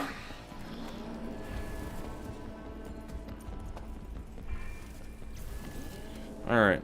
Let me reload. Okay, come on. Can I reload, please, without the game crapping out on me here? Jeez Louise. Alright.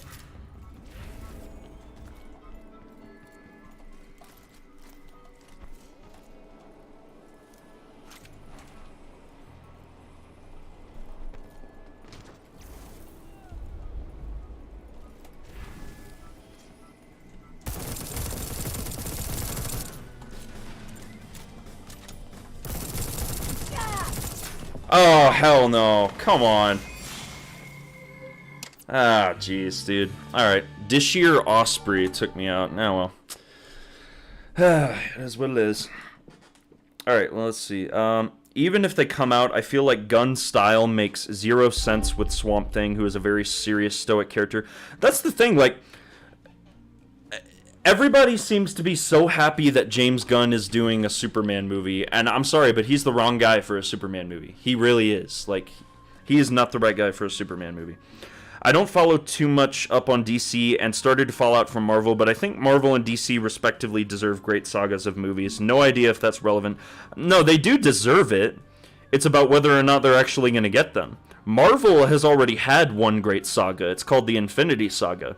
The multiverse saga that we're in right now has been very meh, very hit or miss so far. And then DC has just been a mess. I'll get into that here in a minute. DC lacks grounded characters. I feel like DC movies went the Into the Spider-Verse route. You get some crazy projects. Imagine if Flashpoint was a full-on anime movie. It would sell like crack rocks in the 80s. Also, Marvel does actually have a couple solo fighting games. X-Men Children of the Atom is great, and there are 2 other X-Men fighting games that are pretty good. Those are incredibly old with 0 ports. Yeah, I don't even remember the last time Marvel made a modern-day fighting game, like, in the quality of Injustice. But since we're on the topic of DC, I might as well let everybody know what my true thoughts are on DC and on the DC films. I think that DC... The moment DC went in the crapper is when Zack Snyder left Justice League. And they kicked him out and they brought in Joss Whedon. That was when DC died, in my opinion. Zack Snyder, love him or hate him, whatever you think is your opinion. This is my opinion. I think Zack Snyder is the best thing to happen to DC since Chris Nolan's Dark Knight trilogy. I genuinely believe that. Man of Steel is my favorite superhero film of all time. That is how much I love it. I love Batman v Superman, the director's cut, not the crappy theatrical version. I love Zack Snyder's Justice League. I thought it was great. If they had simply let Zack Snyder cook, it's like that meme of like Woody holding back Sora in Kingdom Hearts, like, hold up, let him cook. Seriously, like, just let him, if they had just let him cook in the kitchen, if they had just let him finish, his series of films for DC, they could have effed off and done this stupid reboot years ago. And we would have gotten a great collection of DC movies from Zack. and Wonder Woman and Aquaman and Flash and Cyborg and Green Lantern, they would have all fit in there. But no, Warner Brothers had to stick their damn hands in the cookie jar. Jeff Johns had to get involved, too. Sleazy Jeff Johns, the Snake. And people just screwed with Zack Snyder's vision for those characters. And, like, people will say, oh, well, that's not Batman, that's not Superman, that's Wonder Woman. Yes, it literally is. The only thing that Zack Snyder did was he took those characters and put them in a very grounded reality. Like, Man of Steel was like, okay, what does it look like if a superpowered godlike being comes to our planet? And then Batman v Superman is dealing with the consequences of that. It was a very grounded, very realistic take. It aped a lot of what Chris Nolan had did with the Dark Knight trilogy, making Batman a more grounded and realistic character.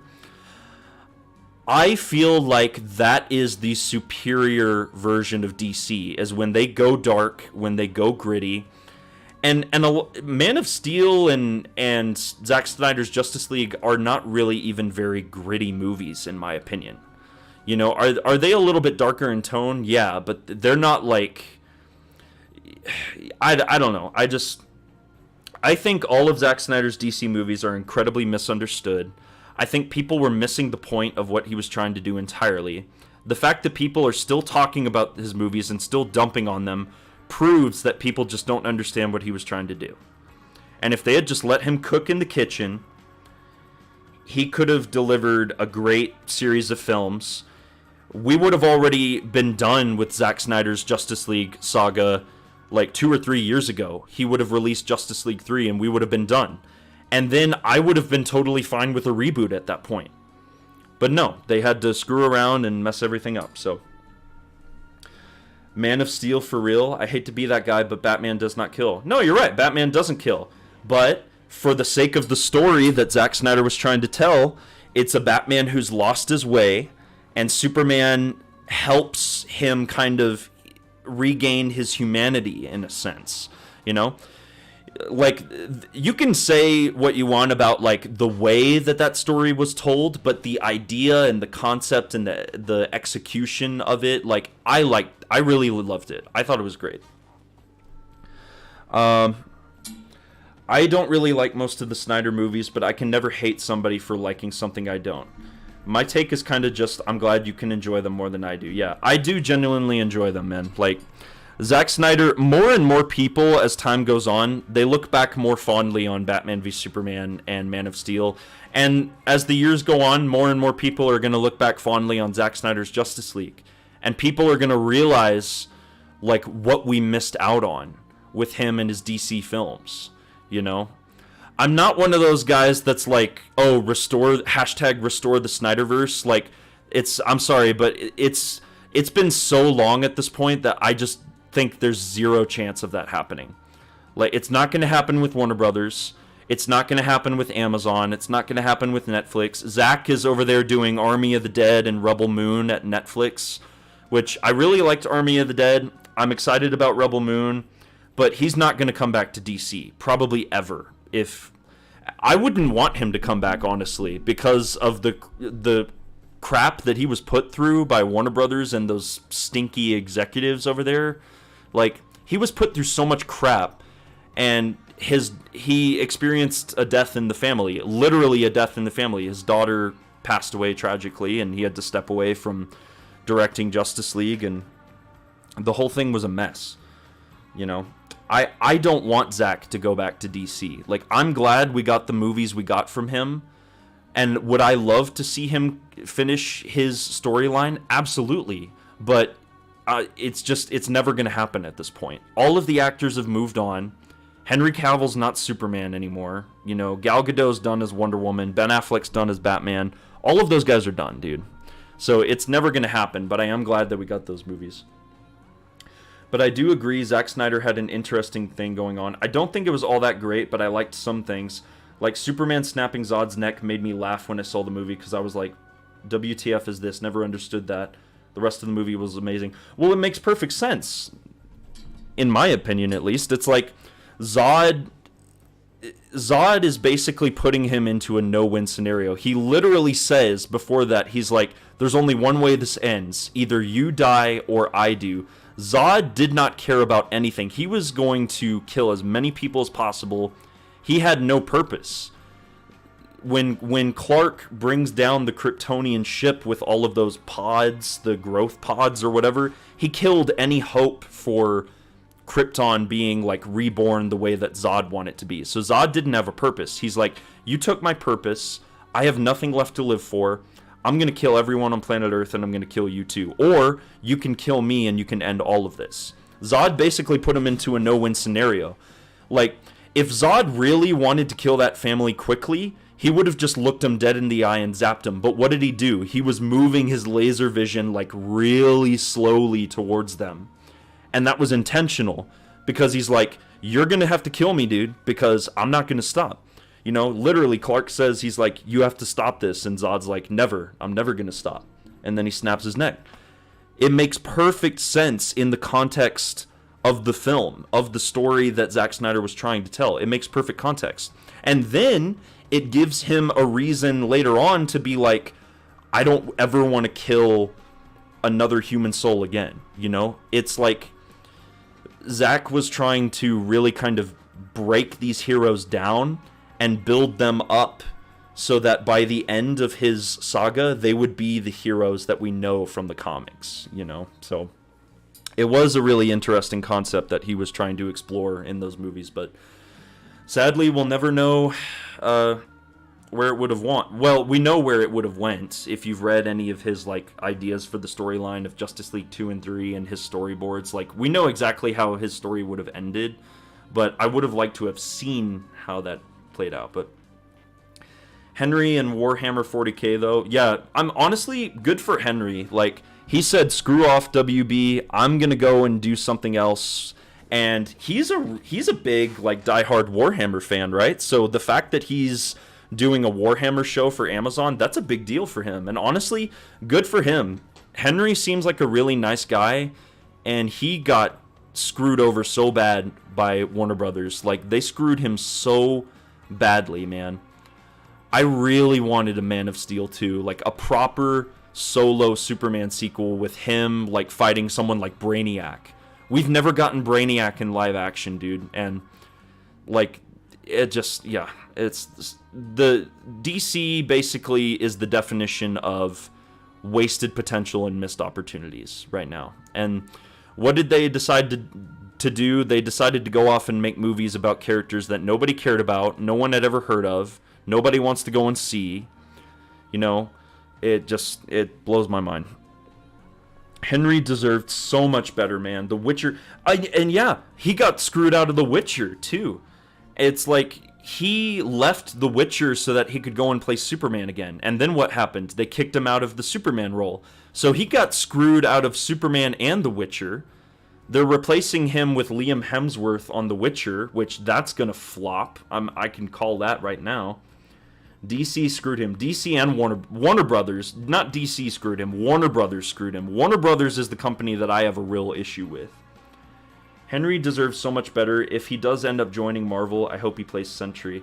Dude, honestly, if Henry joins Marvel and plays a Superman-like character, or really just anybody in Marvel, I don't care who he plays at this point, but if he joins Marvel, like, what a slap in the face to Warner Brothers that would be. Like, and people would be even more pissed at Warner Brothers than they are now. You know? Nobody likes Warner Brothers right now. No self-respecting filmmaker is going to go over to Warner Brothers to make a DC movie at this point. No one.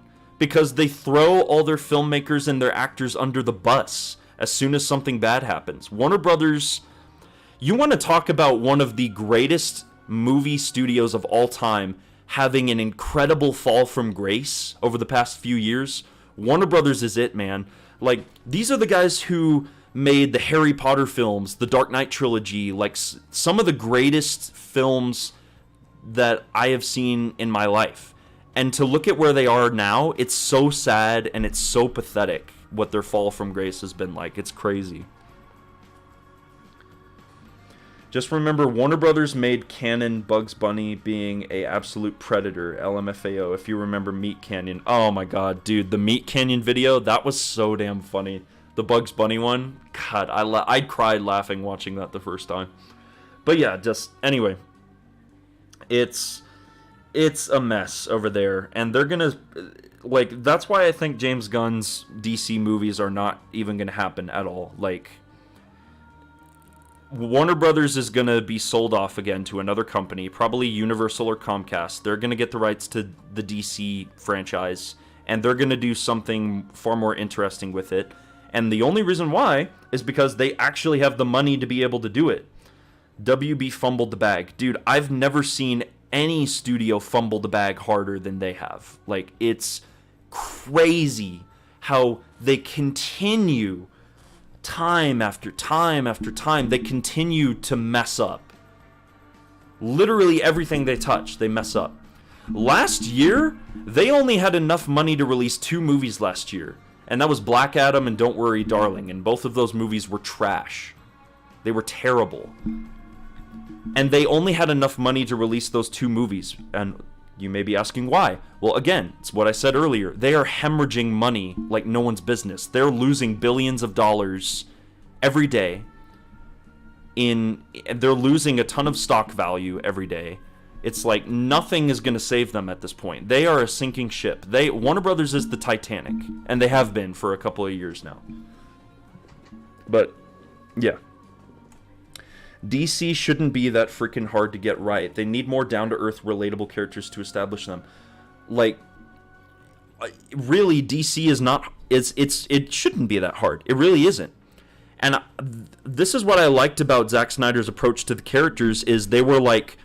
His approach to the characters was to treat them like modern Greek myths. Like, this was modern mythology. Like, his movies, Man of Steel, BVS, Zack Snyder's Justice League... They felt so epic and grand in scale. It was like a Greek tragedy. You know, it was mythological, the way that he treated these characters with reverence and respect. And some people will say, "Oh, he didn't treat those characters with any respect." Yeah, he frickin' did. He treated those characters with so much respect. When you look at how characters like Wonder Woman are treated now, like her cameo in the new Shazam movie, it's a joke, dude. And don't even get me started about Wonder Woman 1984. That was such a terrible movie. How could you go from the first Wonder Woman, which was great, to that? Like, talk about a nosedive in quality, man. And Zack Snyder had some real respect for her. Like, he treated her how she is. Like, she's a warrior goddess. Like, she's not like Batman or Superman, who they don't kill. Like, Wonder Woman's not afraid to get her hands dirty, you know? That's what sets her apart from other members of the Justice League. So, like, how the F we got this far without a Teen Titans movie? A Teen Titans movie would be, like, that would do numbers, honestly. Black Adam was boring. I still have not watched Black Adam. Part of me wants to watch it out of curiosity, but then another part of me is like, that's 2 hours of my life I'll never get back. You know, from watching Dwayne Johnson play himself again in another movie. Like, just so dumb. So dumb, man. And The Flash, that trailer that came out, it looks terrible. The visual effects look like garbage. The Flash is going to be awful. Like, why would you make the very first Flash movie to ever come out, why would you make it a multiverse film? Why not make it something smaller scale where he's fighting someone like Captain Cold from, like, his Rogues Gallery, you know, or Mirror Master or something like that? And make it small scale. And Ray Fisher was supposed to cameo as Cyborg. And then they cut him out because he exposed how racist the company is. You know? Flash is going to bomb. Bringing back Michael Keaton as Batman was a complete waste of time. The actress they cast as Supergirl is not going to come back, so that was a waste.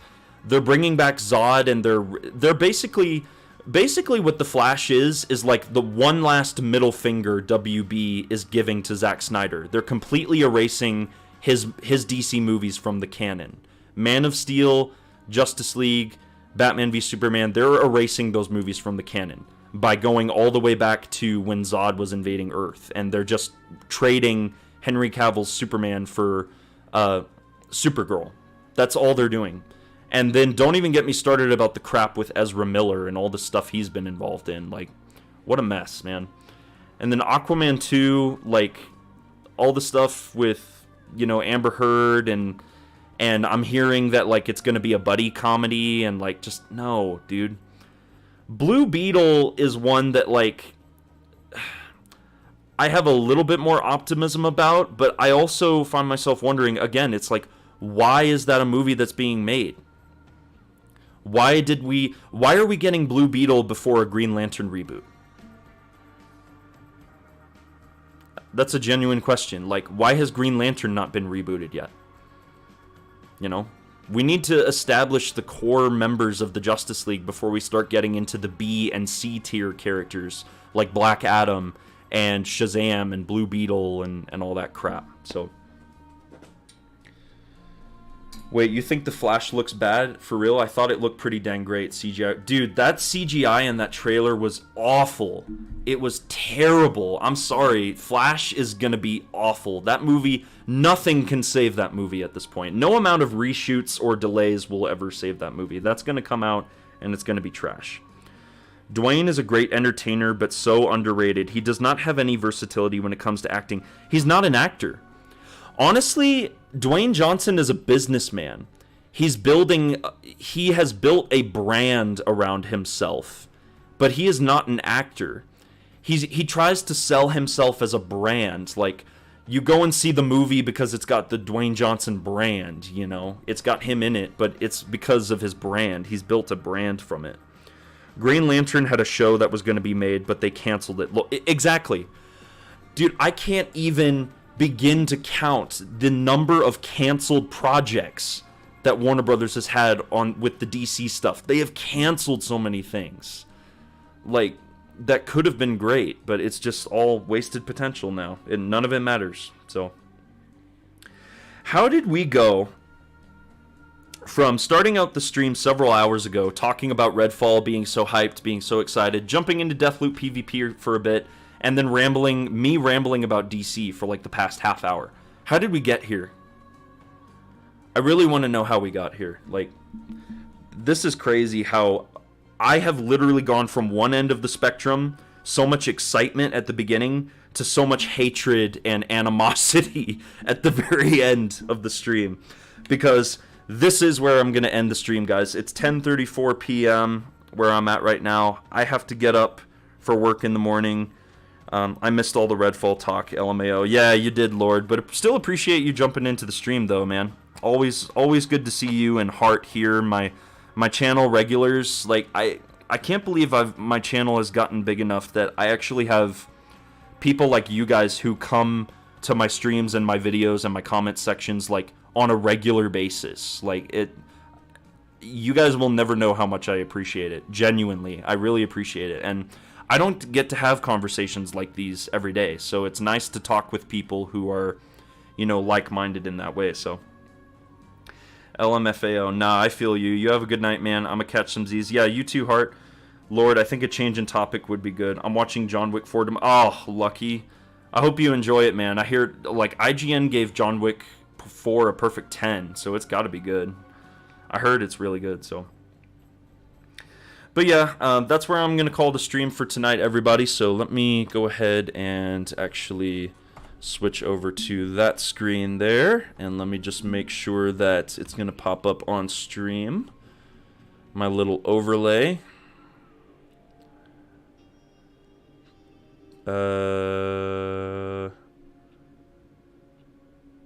Okay, there it goes. Cool. All right. Hopefully you watch it so we can talk about it on your next stream. Have a good night and catch you later. Yeah, you have a good night too, Heart. Thanks so much for stopping by and hanging out and just chatting with me, brother. Really appreciate it. Hope you enjoy the movie. But yeah, hope everybody has a great rest of their evening or morning or afternoon, wherever it might be in your part of the world. If you did enjoy the stream today and you haven't already hit the like button, do consider hitting that like button, and also consider subscribing to the channel if you enjoyed any of the discussion or the gameplay around Arcane and Redfall. There's going to be a lot of Redfall content coming up soon. I did start writing my script today for the next Redfall video, and I want to try and get that out within the next couple of days, so stay tuned for that.